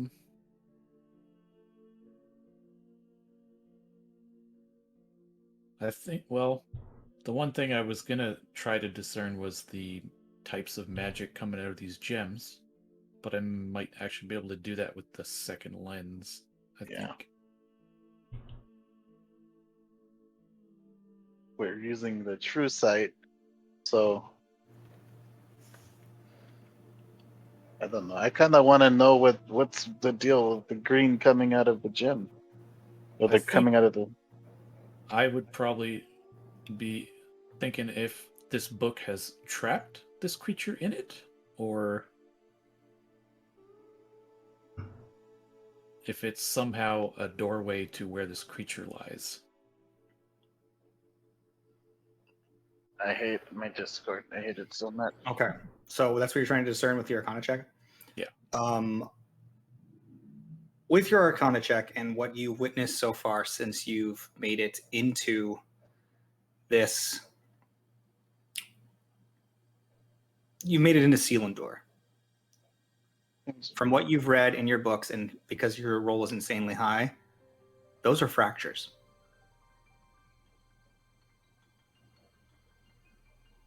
What are? Each one of those gems that is hanging around the book is a fracture. That creature is an echo tied to the fracture. tied to a specific fracture, or all of them Yes, combined? the black twisting one seems to be the source of the creature that terrified you all.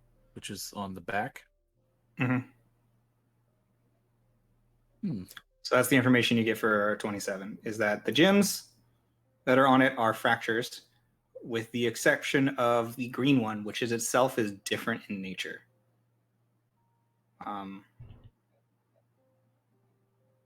That's what you can glean. Okay, so I'll narrate that as I'm studying the book through the lens.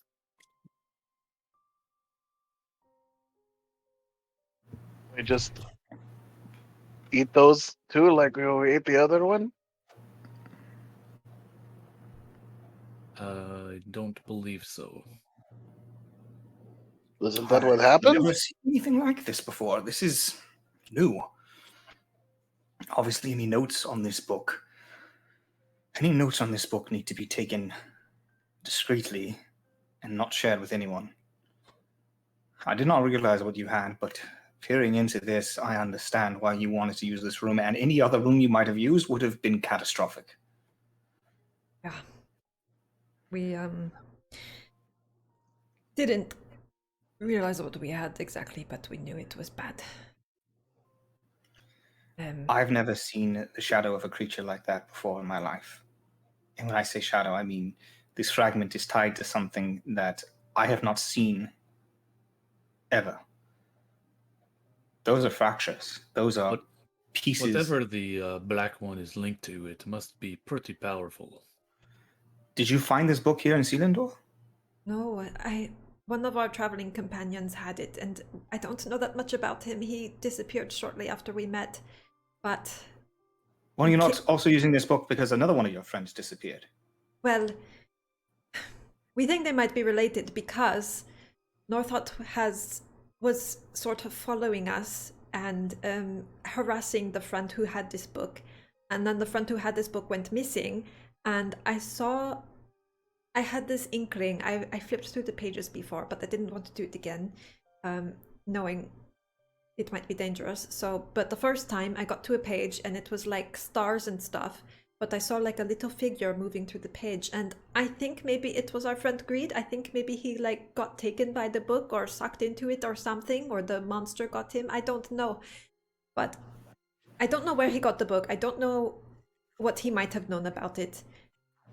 But he just vanished into it one day, and I've been trying to hide it ever since, but Northot is after it.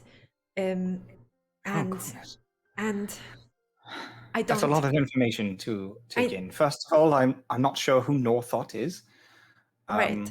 But I understand that this is tied into the magics of Selindor, all the magics that I've seen so far. Whatever this artifact is, the Nexus probably would be the best place. I've been trying to get access to the Nexus so that we could research it more, but you know that's really hard here. No, I think you're in the right place to research it, but I think that they're the ones who should be in possession of it. Well, because this magic is far beyond, no offense, what you are capable of dealing with. Of course, we know that. We worry about it getting into the wrong hands. Obviously, if Northot wants it, it's probably not for anything good, because Northot is really scary, kind of like the creature we just saw. The thing is, apparently Northot is like somehow connected to the creation of Selindor, and like Northot serves the creator of Selindor. So I don't know enough about any of this. I don't know who to trust, because, you know. No, I understand completely. Look, we just want to keep it safe. You're here looking for your friend, correct?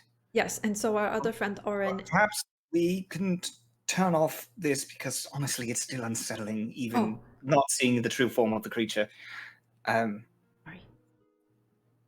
Well, yeah. So he just goes and he clears the lenses. He's just like, ugh. Look, if there's a page of this book that you say, I definitely want to look at that page again, but I want to flip through it very carefully. And I think we should be very, very careful. And I'm going to inform you now, if this gets too dangerous, if anything like that happens again, and we can't move a lens and turn it back, I'm hitting the 8th lens. I will destroy that book. Do you understand me? I just worry what might happen if it's destroyed. What if it unleashes the creature or something? I understand. According to Master Primus, anything in this room would be destroyed, magic or otherwise. The level of magics that he uses will eradicate everything. Well, it's hard to say what would actually happen. I just want you to be prepared that in the event of something that threatens this school, I will destroy it. I mean, this book has absorbed fractures. That has never happened before, as far as I'm aware. Would there be some way to get the fractures out? We could certainly try, but I think this book requires much more study before we actually attempt something like that. Well, of course, and we would want like the. But first, we fracture should take things expert. step by step. But yeah, we know Northart took our second friend, just a different way. So that's the connection. And that's why I thought the book would help me shed light. So, that being said, and that fun little argument happening, what would you like to do? I think I want to try the second lens to detect the magics coming off of the book. Okay. Go ahead and use the second lens. Make me an intelligence check.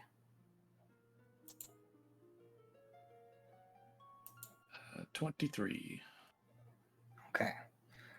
So as you move the lens over, you see that it is like a grayed out lens. The entire room becomes grayscale, and as the second that you hit the light to turn it on, the room is filled with color. Those of you that have seen Northart running around, you've seen the light that is emitted from his hair, or anyone who might have caught a glimpse of the witness of what happened with Oren's arm as the ever-changing colors of glass shifted over his flesh. That gives you some idea of what you're going to look at. The myriad of colors that are coming off of this book are blinding. You're seeing colors that you have never witnessed before. You see as Phoenix takes a step back and just says, "Oh dear God, I truly had no idea what we were dealing with. Oh my God." And you see as he begins taking notes about this. Well, very least it's got just about every type of magic that I'm aware of. You see here this nimbus-like white glow here. And you see like it's definitely giving off this crazy light, right? That's happening. That descends abjuration magic, which is used for the creation of barriers, a means of trapping things or protecting things.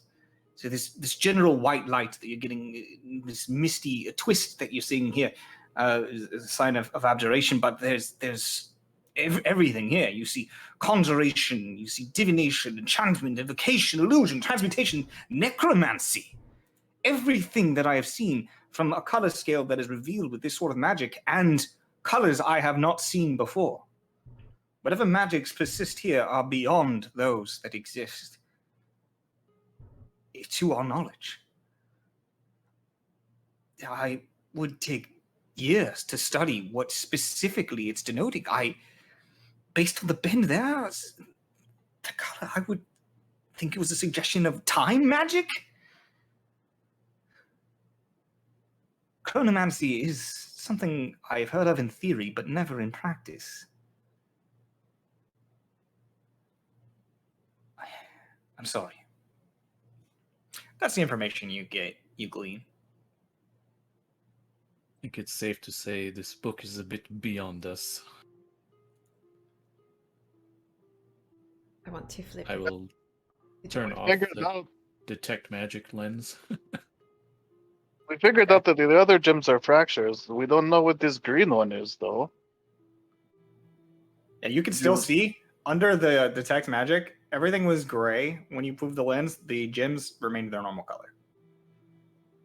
They did not get affected by the lens, and when all that other light was happening, those stayed isolated, giving off their normal pulsing glow.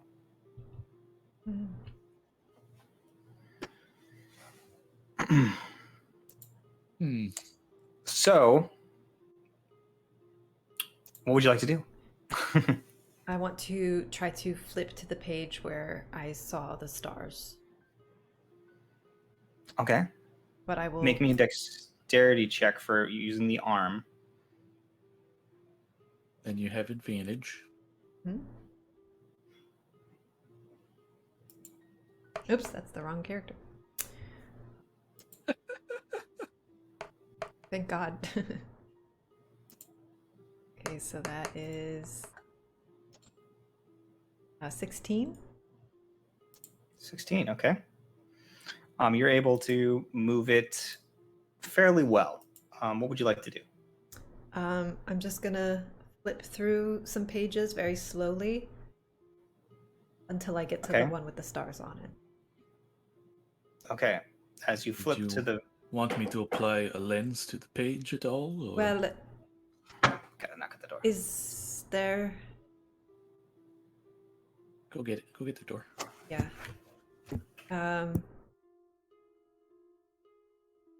I want to look at Greed's page with True Sight. True side, okay.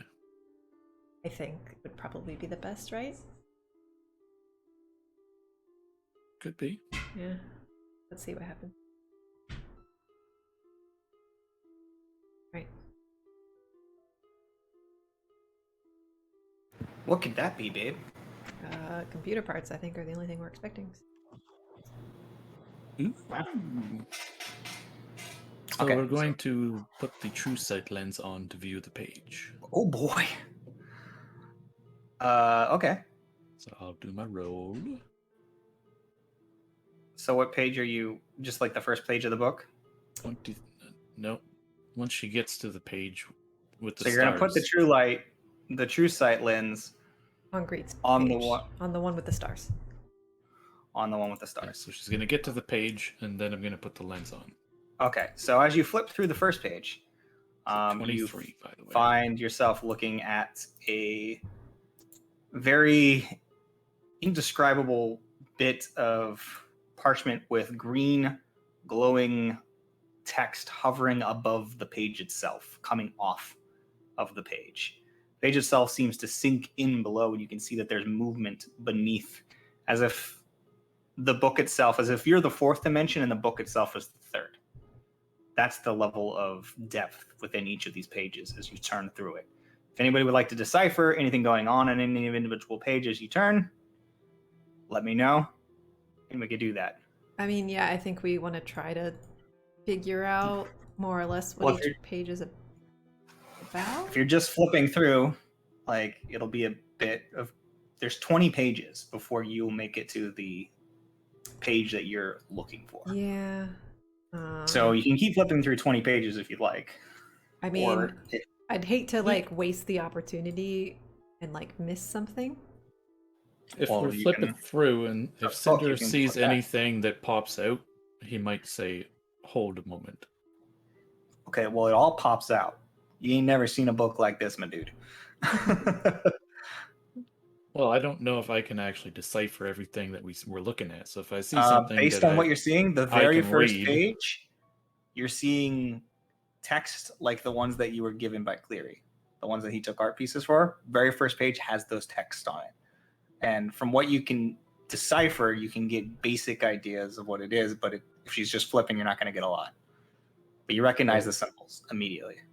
Before she starts flipping through, then I'll just ask, do you want me to let you know if I can read any of the pages before we Yes, move on through? absolutely. All right. Let's Everyone begin. else do the same. We all have different languages we stuff. So go to the first page, and then Cinder will be like, hold a moment, I can read this. Okay, so you can, as you twist the knob, you want to zoom in so it's readable, obviously. Twisting the magnification lens, Yep. which is basically just the screen It's just itself. a right? dial, I think you said. Yeah, you right? just turn the dial, and as it twists forward, looking at it, I need you to make me an Arcana check, because technically this is written in no specific language, but you can discern it fairly well. 25. 25. Based on what you can see, there's something odd about them. The page, the way that these glow, and the way that sometimes it'll go dark, and then suddenly, as you guys are looking at the page, it lights up, and you can watch it scrolling across and moving as if activating, and then it shuts back down just as soon as it opened. You see that happen once on this page during your time observing it, which I say takes at least 5 minutes, as if it's activating and then shutting down, and yet that helps inform quite a bit as well. Looking at what you can see, this is in fact a page of magic. It is a magic spell.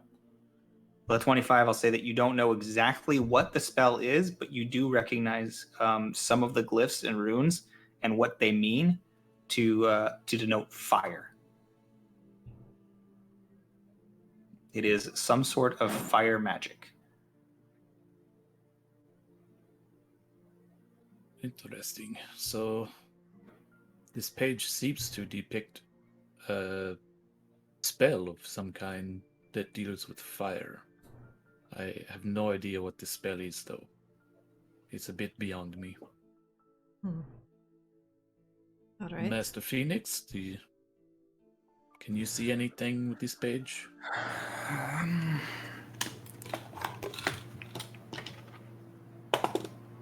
Natural 20. He's looking at it and he says, based on the way that the magic turns, now granted, this is based on some very early, very rudimentary ideas about magic circles and the applications of magic. I would say this is very similar to a very primordial, very early rendition of Firebolt. Just the way you see these glyphs here, and he begins pointing them out and discussing with you. And he goes on enough to say that pretty conclusively, though this may not be the magic that you know it is today, it's not structured the same. It's the use of magic formula is old and like insanely old. And yet he imagines that it would have a similar effect as shooting out a stream of fire.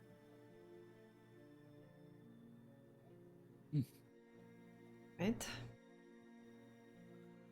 I mean, just studying one of these pages could inform more about magical history than saying nearly anything that we've done before. It seems to bypass most of what we do as wizards, as arcane adept, as academics, to understand the forces and the phenomena that are magic. Looking at this, it seems to be so much more innate than that, and yet so much more intelligent, simple.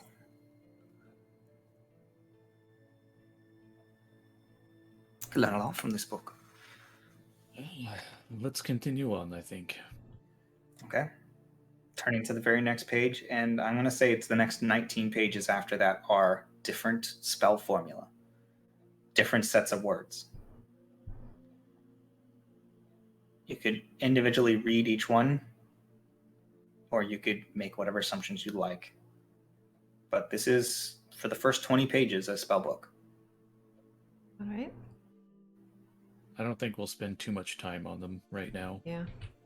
If I see it, I'm like, okay, seems to be another spell. Let's check the next. As you hit the last of the spell books, there is a page that is completely indecipherable. It is grayed out. It looks dead in comparison to the ones that look like living pages of information. And when I say 20 pages, I mean 20, at least 20 spells. There might have been multiple pages for each one. But as you get to this last page, it just seems inert, plain, dead. And as you turn the very next page, life yet again. As you turn the page, you see the infinite twisting expanse of some sort of space. You see clouds mixed in with these celestial bodies twisting and turning on the page. And as it is currently zoomed in at the very center, you see a small bit of light. A small, tiny, blue shimmer. Try to zoom in more on that. Yeah, was it was it like that before? No, not quite the same. As you zoom in more, you see tiny little horns sticking out of a blue body moving. That's him. Does that look familiar to you? That's Creed. What I saw. That's your friend. Hmm.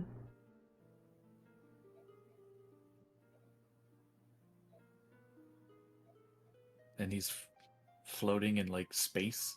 Is that what it looks like? Looks like space. Like really active space, but space.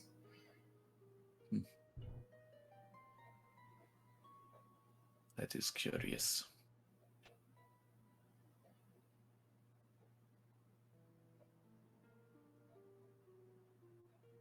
I've never heard of a book sucking a person into it before. That'd be the first I've heard of it as well. If the book is a monster, or the aspect of a monster. Well, I don't think the book is the monster, but that black gem seemed to be part of one, or Well, I would say something. most fractures. We've seen similar things. When looking using true sight at a fracture, you do see an essence of the creature it was taken from. These are usually rewards left in labyrinths throughout Selindor, or ruins that have appeared during a churn. But peering into one, you can see an aspect of what it once was.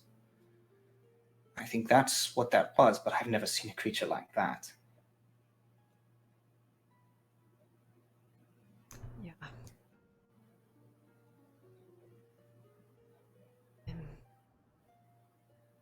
Do we want to look further on? Any other pages? Or do we want to try a different lens on this page here? What are the chances that this book is like literally some guy who had these fractures in him and got turned into a book? You know, since it's made of flesh. Honestly, it's as probable as anything else. But you I did actually say had you a small didn't. working theory that this might actually have been an individual, judging by the fact that it looks like it possesses the maximum number of fractures a person may have, which is 4. But the book came from outside Selindor, you said. I mean, Yes, I don't you- know where it originated, but I don't. I mean, they could have, yeah. Greed might have been to Selindor before, or might have found it somewhere, and maybe who knows where it came from. I don't know how he found it. I don't know how he got it.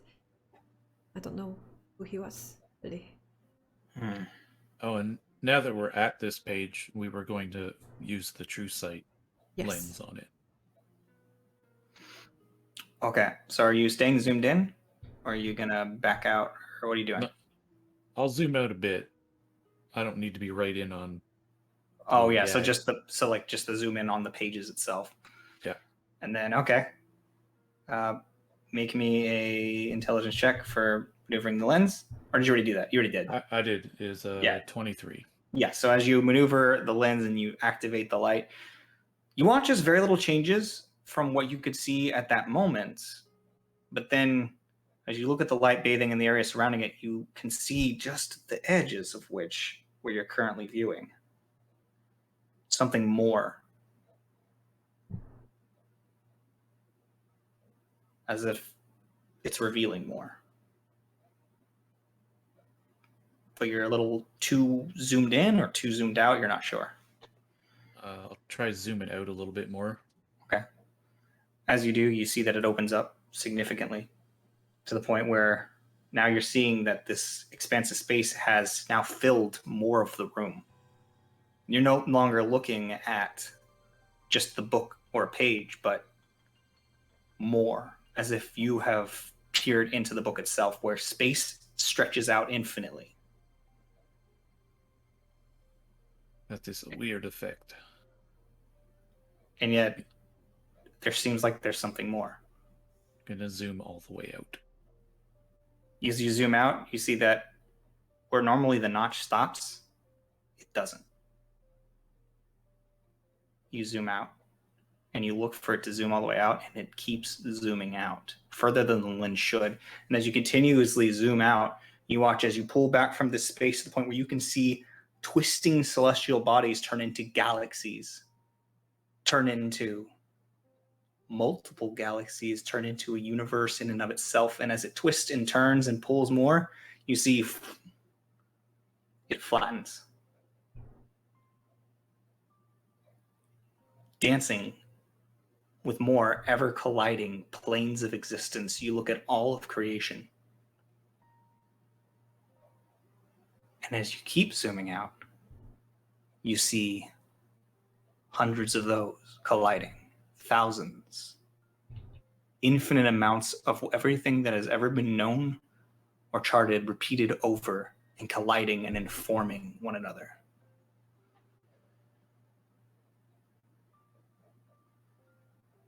I've never seen anything like this. This is a lot.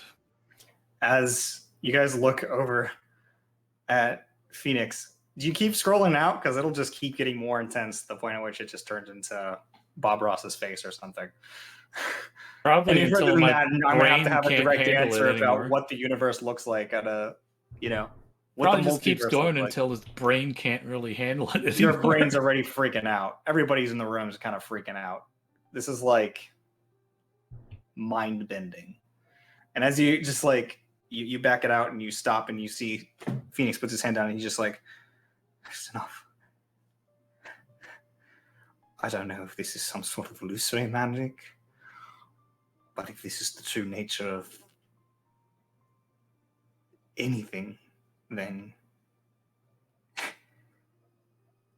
how very, very small we are.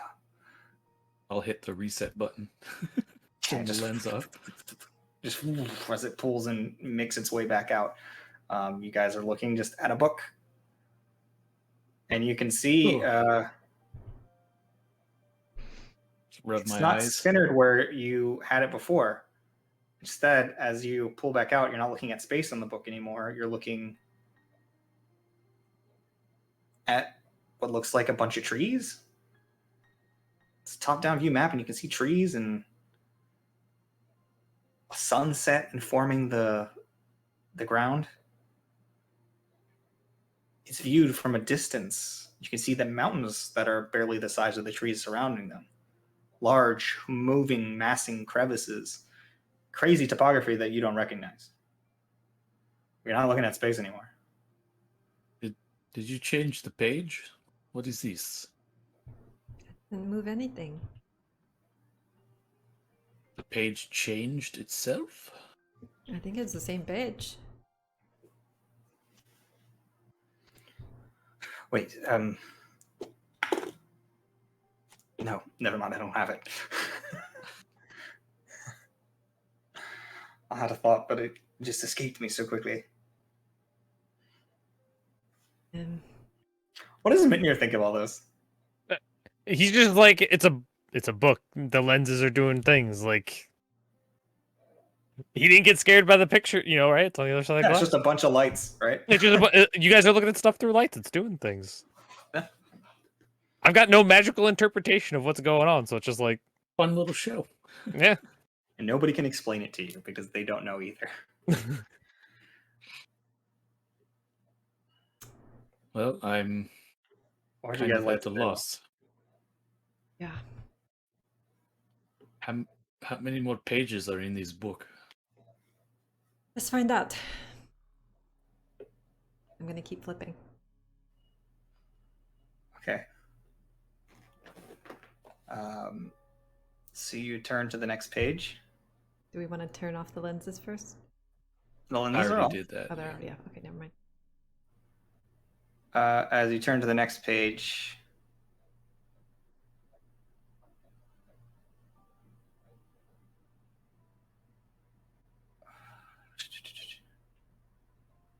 You left the box in the room, right? Yeah, I probably just dropped the box in there. Okay. Or no. Oh, I okay. dumped it out of the box.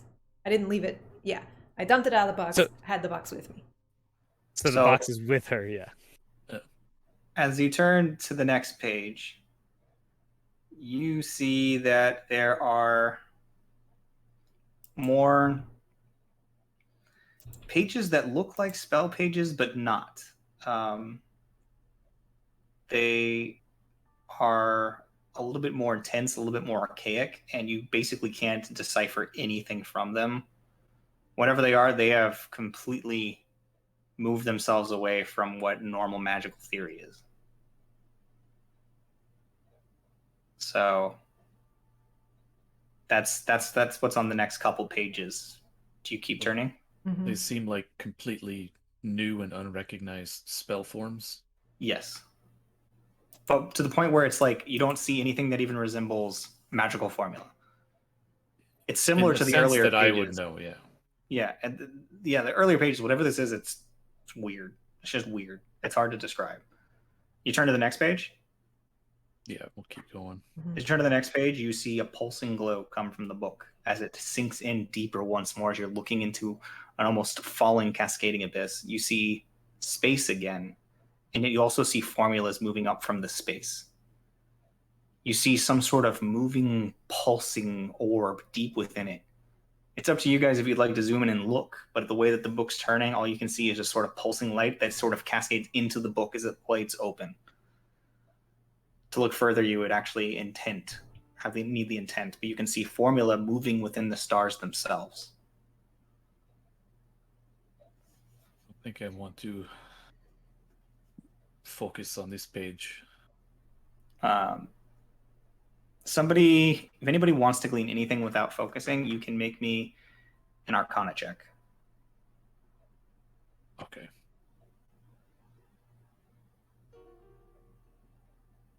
Uh, 16. No, you can't make heads or tail of it. I will try. Oh, 19.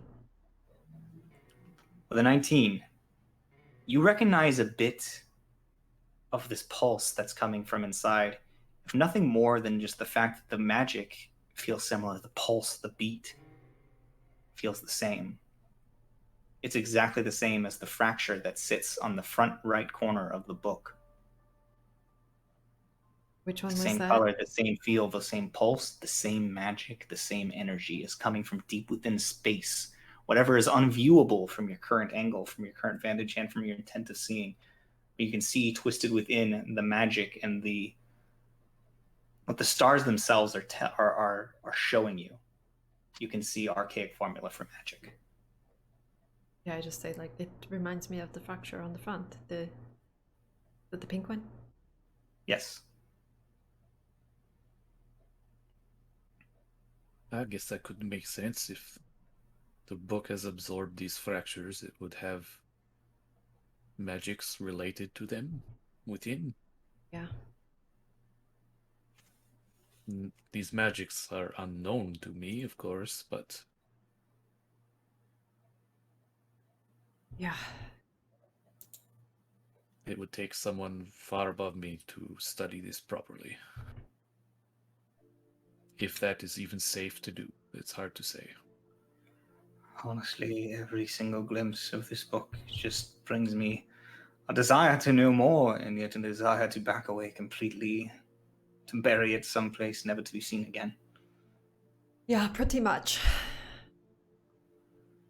Do you turn the page? If nobody has any objection. I think we should keep looking. I don't think we've found anything to help your friend yet. Okay, you I'd turn the love for you to- page. You turning the page? Yeah. Okay. As you turn the page, I need to know who's looking right now. Knee-jerk reaction, are you looking? I'm looking. Yeah. I'm Yeah. not paying attention at all. Fuck me up, It's like- Sam. Grim's Just not paying thinking it attention, is- but everybody else is. As you Yeah. turn and you look at this book, I need all of you to make me a wisdom saving throw. That's Yes. another 20. Natural 1. I got another We're at 7. 8. I told you, all this superstitious bullshit about a magic book. You guys are freaking out over nothing, man. I think I gotta So- make another Orin, backup Orin, what character. did I get? Oh, let me roll for you. A 10 with a 3. Wow. You Okay. rolled less than a 21. I'm All- not everyone. 20 Everybody. right now. I The can't do DC this. was 21.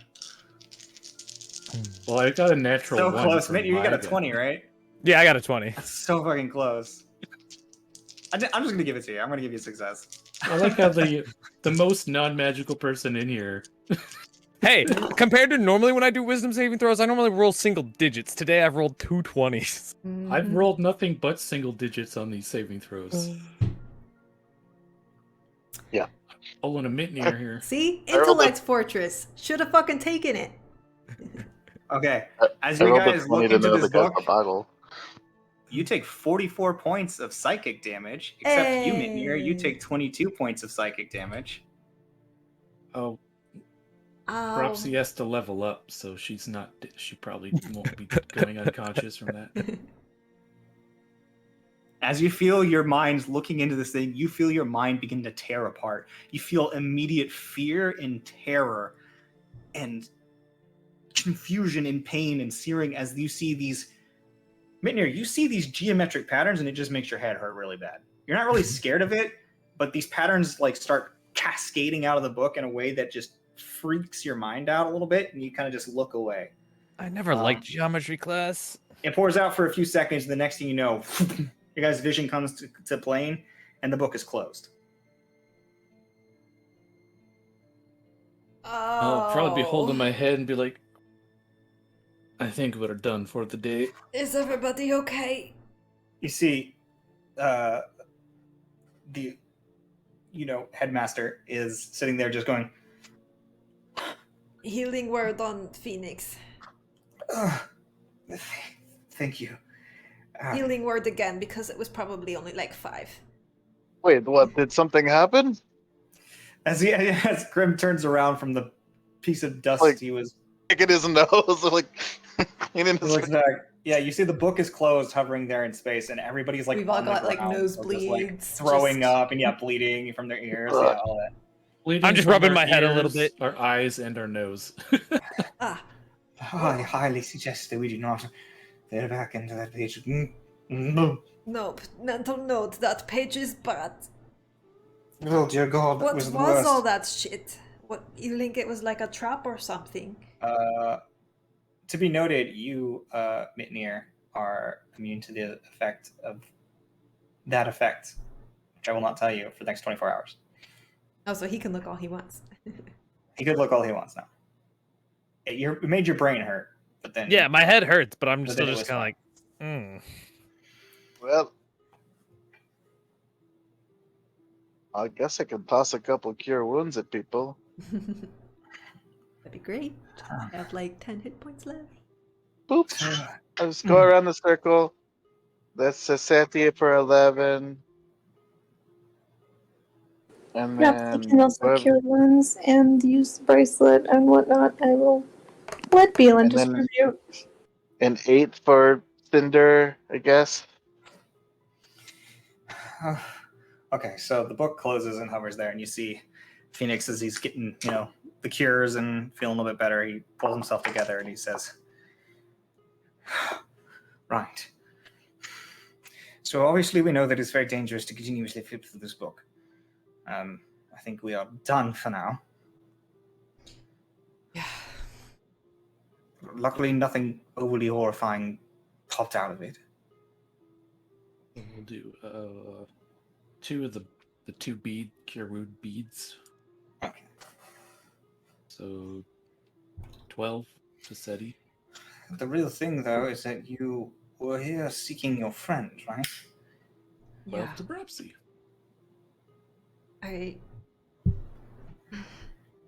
Yeah, you guys saw Greed, sort of, right? But I didn't hear you say anything about Orin. I didn't see anything on that page that looked like Orin. I think Northot got Orin. But maybe not the same way he got Greed. I think Orin Northot is- got Greed too, but Greed is somehow connected to the book, so the I- book shows us. I've had a thought. Hmm. That page that we were on. I think we should go back to it. The one with Greed. Yes. Alright. With the one that with Greed or the one that made all your eyes bleed? Oh dear God, the one with greed. All right. If you're so inclined, I think that Of course. using it properly, I think that was a map of everything, and I mean everything. Yeah. I think theoretically, if you want to find your friend, finding out how to navigate. Sorry, just a little bit. Right. It's a lot. I think finding out how to navigate it probably is the way to find your friend. If other detection methods do not work, and if thing that moved him moves the way these things move, and this is truly the state of everything, then I think there may not be a way to find him save for this book. Yeah. He could be anywhere in multiple realms of existence. Another 15 points for Phoenix. That he casts Healing Word again. Okay. Yeah, I think you're right. I think that page is probably the best shot we have at still learning something useful. And not just mind-blowing. Right. So, I'll get back on the arm and open it up to that page. Okay. Then what lens are you going to use? Up to Master Phoenix, but Yeah, I don't know what... I'm not even sure what sort of effect any of these lenses would have on the book. Granted, when we were looking at the book before, we only saw one piece. When we opened it up, we saw all of its potential. The truth of what it is, a map of everything. So, knowing that that's what it is, I think using True Sight would make it, honestly, for me, too difficult to navigate. I think that there might be something useful, but I'm not sure what it would be.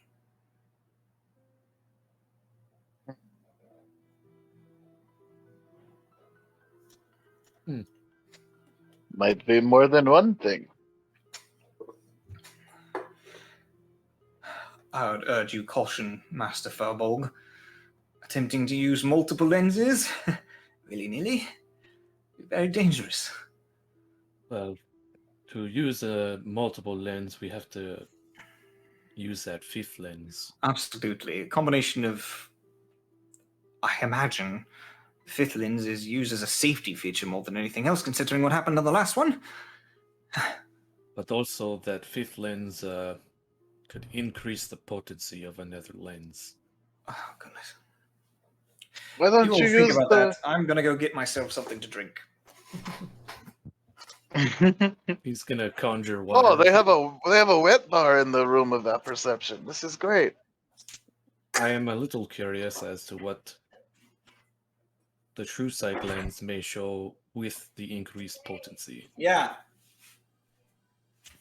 Wasn't there one that you could use to look inside things? I wonder if you use that one, what would happen? The X-ray? Yeah, but I don't know what an X-ray is. Kind of lets you see through stuff, sort of. Well, I'm good with what I have. 'Cause it's Seems all like a it- little too that smart seems- for me. That seems like, it sounds more like investigaty, than like the others. I'm just not sure if we should hold his head, mess with the book too much more today. What you could do is you could start with no lenses, and then try one lens, see if you can find anything, and then take it away, and add a different one just to see. Well, the page that just messed us up did not have a lens on it. Okay, but that's not the page you're going to, is it? No. No, we're just going to look at the one page, and I think this one is maybe... I don't want to say harmless, but I'm not as worried about it as the other ones. Let's look at it, and if we need a lens, we need a lens, and if not, we don't. and it will be loud, like the baby says.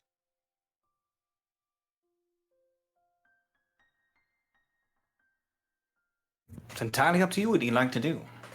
I'm Well, you can back with my beverage. turn to the page at least. All right, so use a dexterity check to navigate. Oh no, you turned too far. Everybody's there. 22. Yeah, easy enough. You are able to move it as if it was your own hand. Very good at this. I should do one of those crane games. Okay, so as you find yourself back at that page, you see it is recentered on greed. Same amount of zoom out that you had initially. And it's stars again? Stars again.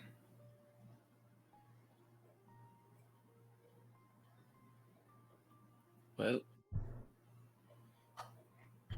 So when we closed, like when we turned the page last time, we had been zooming out a whole bunch, and then it was like on like a garden or like a forest, trees.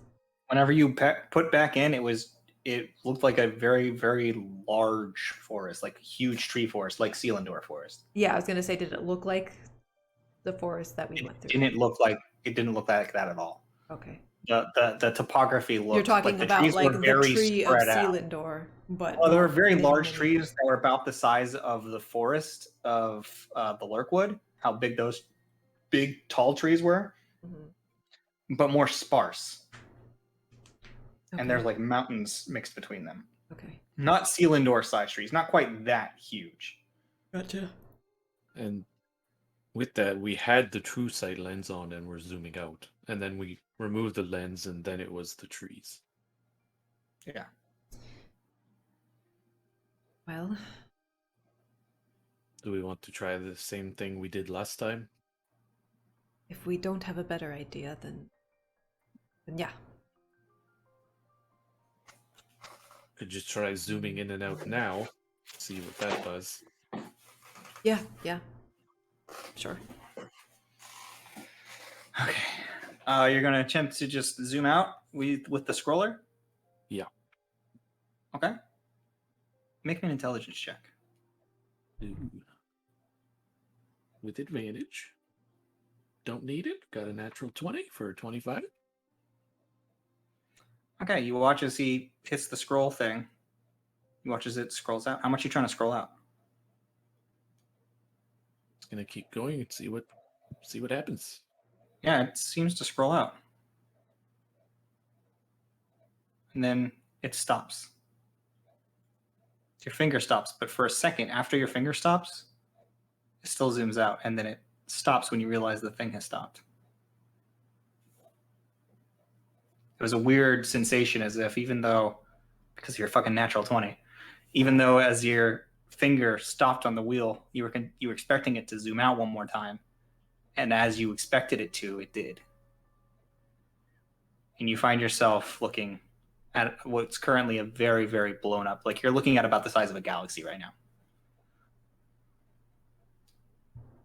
And it doesn't go any further. The actual zoom mechanism doesn't go any further. But like I said, it went a little bit further than the zoom mechanism while you expected it to. So you got a hint.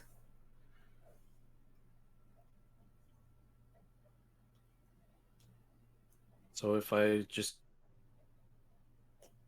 try and hold the zoom at its max, like trying to turn it more than it would, does it still zoom out?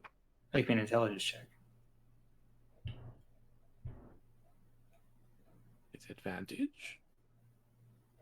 14. Doesn't seem to. In fact, it doesn't seem like it has anything to do with the scrolling mechanism at all.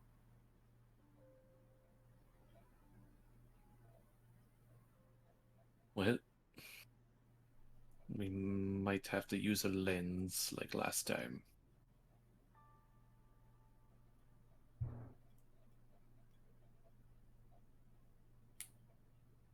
Yes? I agree. Yeah. Yeah. Good. Same one as before, the true sight. Sure. Okay. I will apply the true sight lens. Okay. So I'll do my roll. Applying the true sight lens, you can see the edge of the plane next to this current plane. It's a 15. Sure, yeah. Easy enough to apply one lens, yeah. Okay. I assume pretty much unless you roll really poorly, you're going to succeed on that. I have been rolling really poorly, so yeah. But as you switch it over with this lens, you can see the edge of the next plane above and below.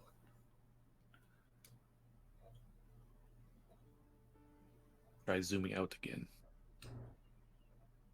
As Maybe an intelligence check now that you're. All right, what are you doing? well, like as he's moving around and things are shifting and changing and stuff, like SETI's, if whatever rolls you need me to make for this, but I'm trying to figure out what we're looking at, what plane, or like where, if it's like the material plane, you know, any landmarks to take note of. Okay. Give me a history check. I got a 13 for my intelligence check. When you try to use the scroll, it doesn't go any further like it did last time. It just stops. I got a 10 from. A 10?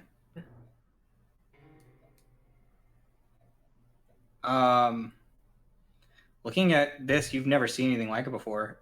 You can tell that it doesn't look like the night sky. That's all you know. You haven't really done a whole lot of studying of the various planes of existence. It's not really your forte. No, yeah.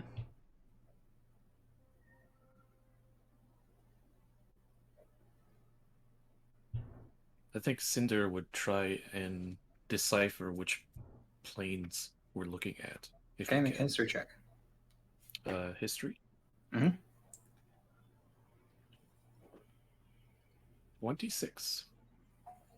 Looks like the astral plane. Based on what you know, it looks most like the astral plane, So like the astral sea. the current one we're looking at, that is space. Yeah, Yes. it looks a lot like the astral sea. The only real thing that you would say about it is that normally the astral sea seems to have more substance, like a sort of mistiness to it, a sort of like sort of substance. It wasn't just absence like this one appears to be. Like this looks like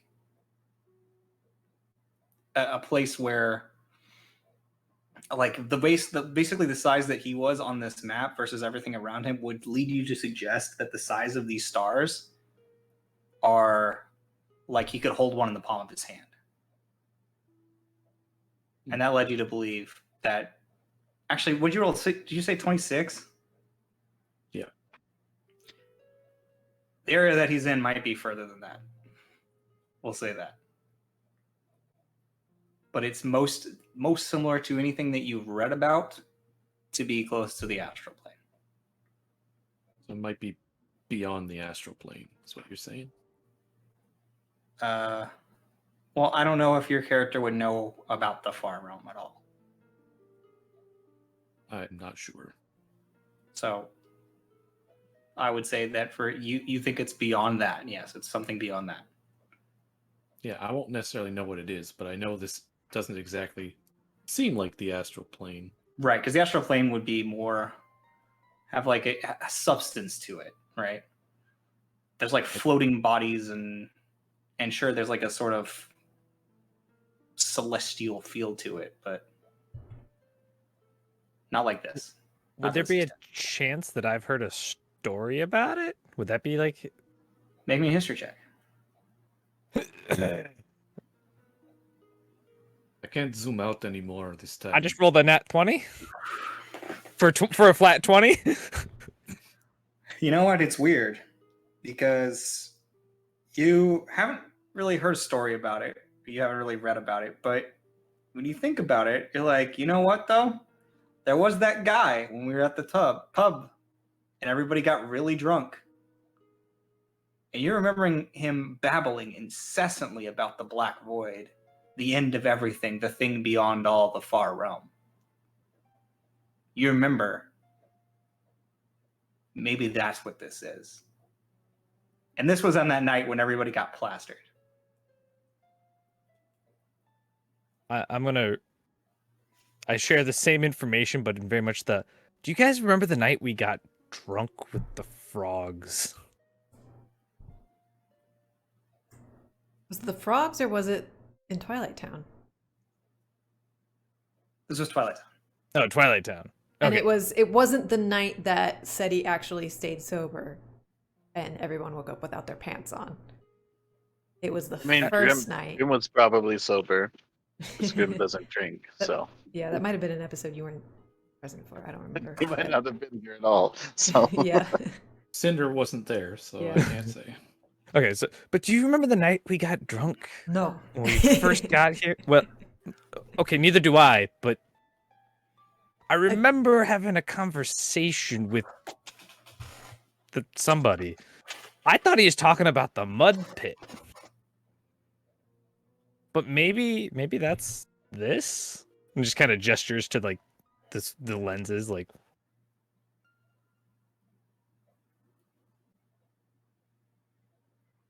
But really, I thought he just thought the pit was just like a terrible place, not just pig wrestling. I'm going to be honest, I don't remember this guy at all. But maybe we should go find him and talk to him.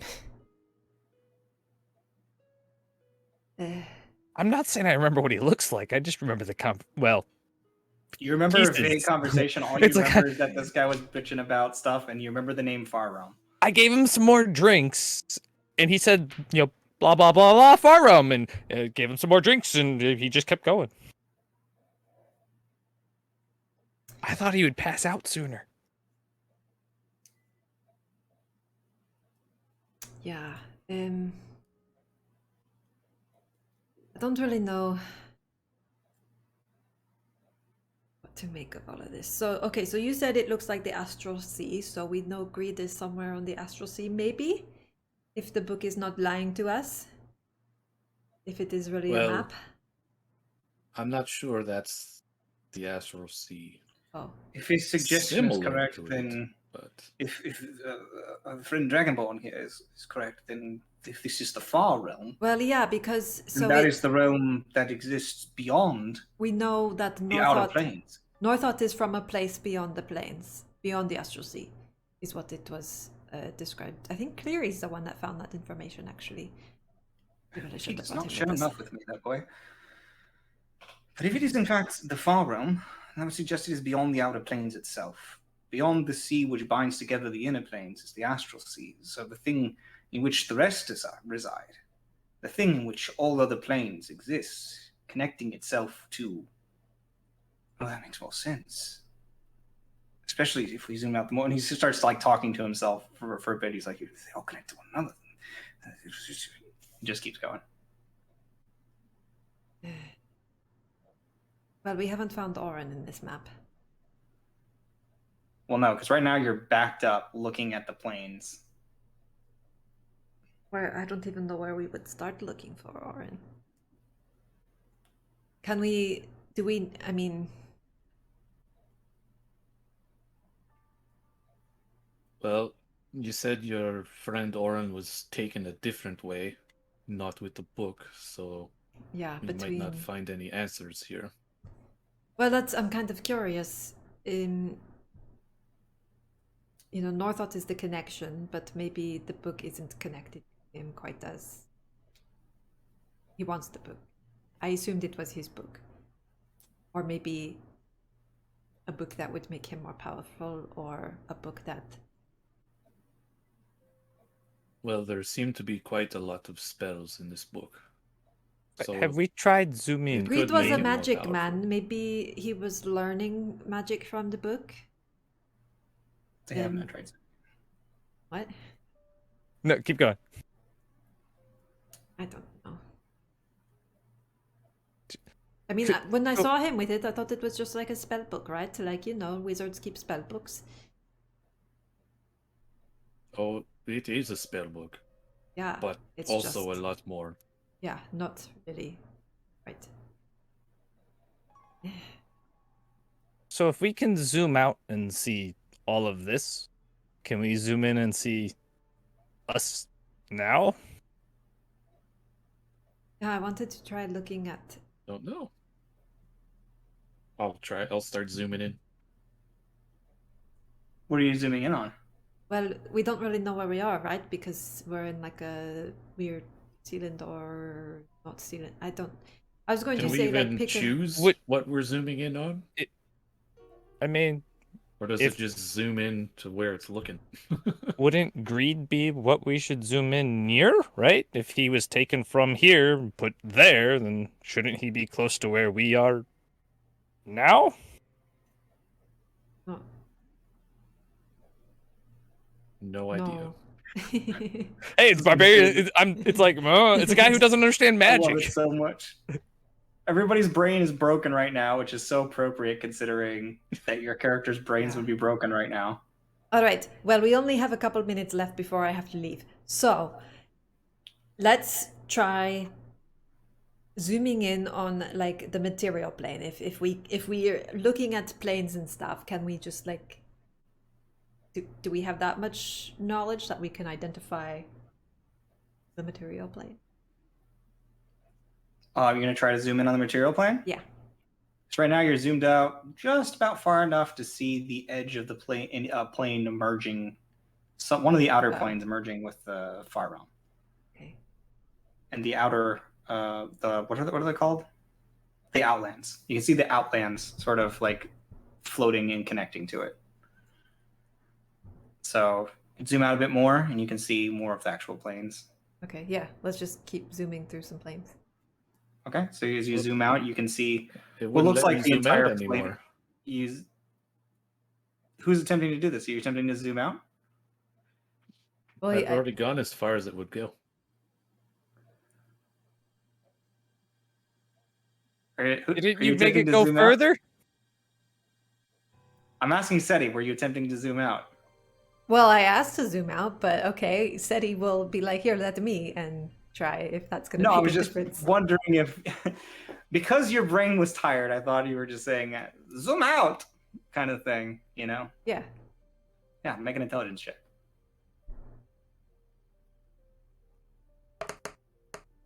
$20. Yeah, it zooms out just by the thought. Cool. Okay, so I say, now dial into the material plane, my home. Make an intelligence check.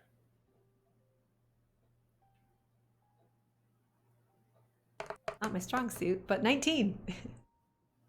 With a 19, you find yourself your vision kind of being tilted. All of you find your vision sort of being tilted for a second.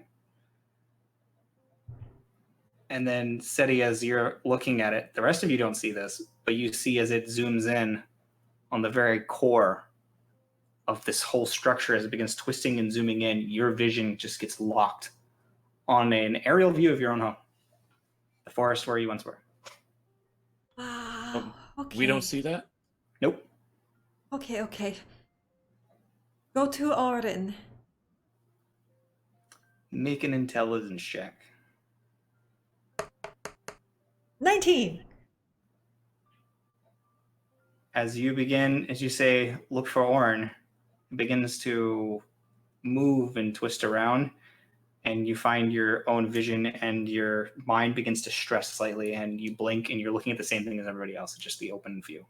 You did not roll high enough. Oh, shit. Nothing happened. Somebody else tries. Just tell the book what to do.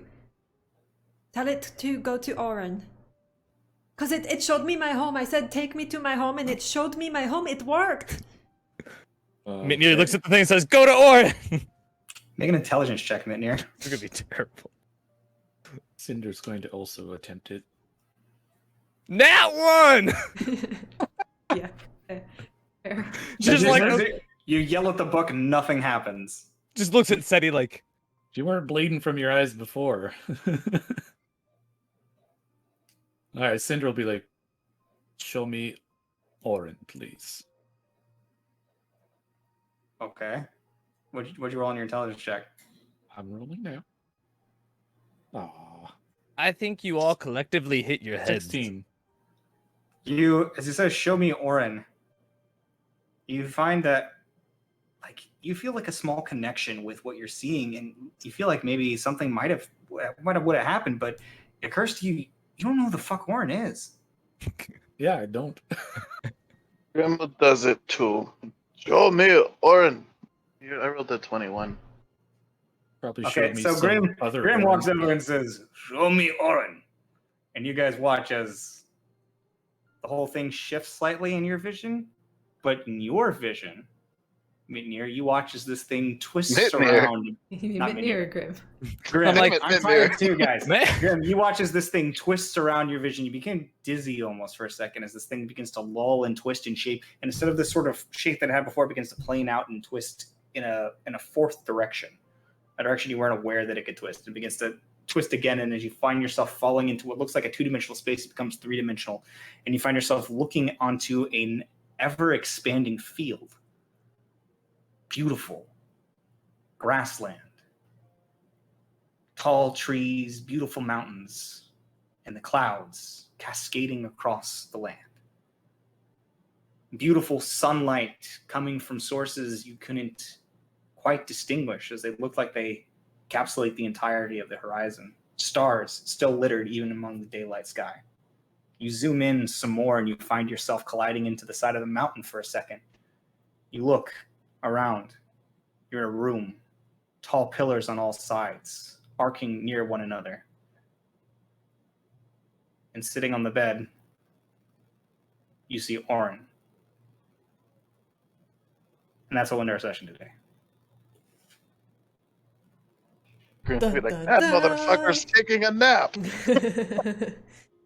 All right, guys, thank you see so much. Orin beat to shit. Orin does not look good. I gotta take the stream I'll- down, so real quick, y'all can chat in Discord in a sec. But thank you guys so much for being here. Thanks to the players, thanks to chat. We loved you guys. Have a great weekend.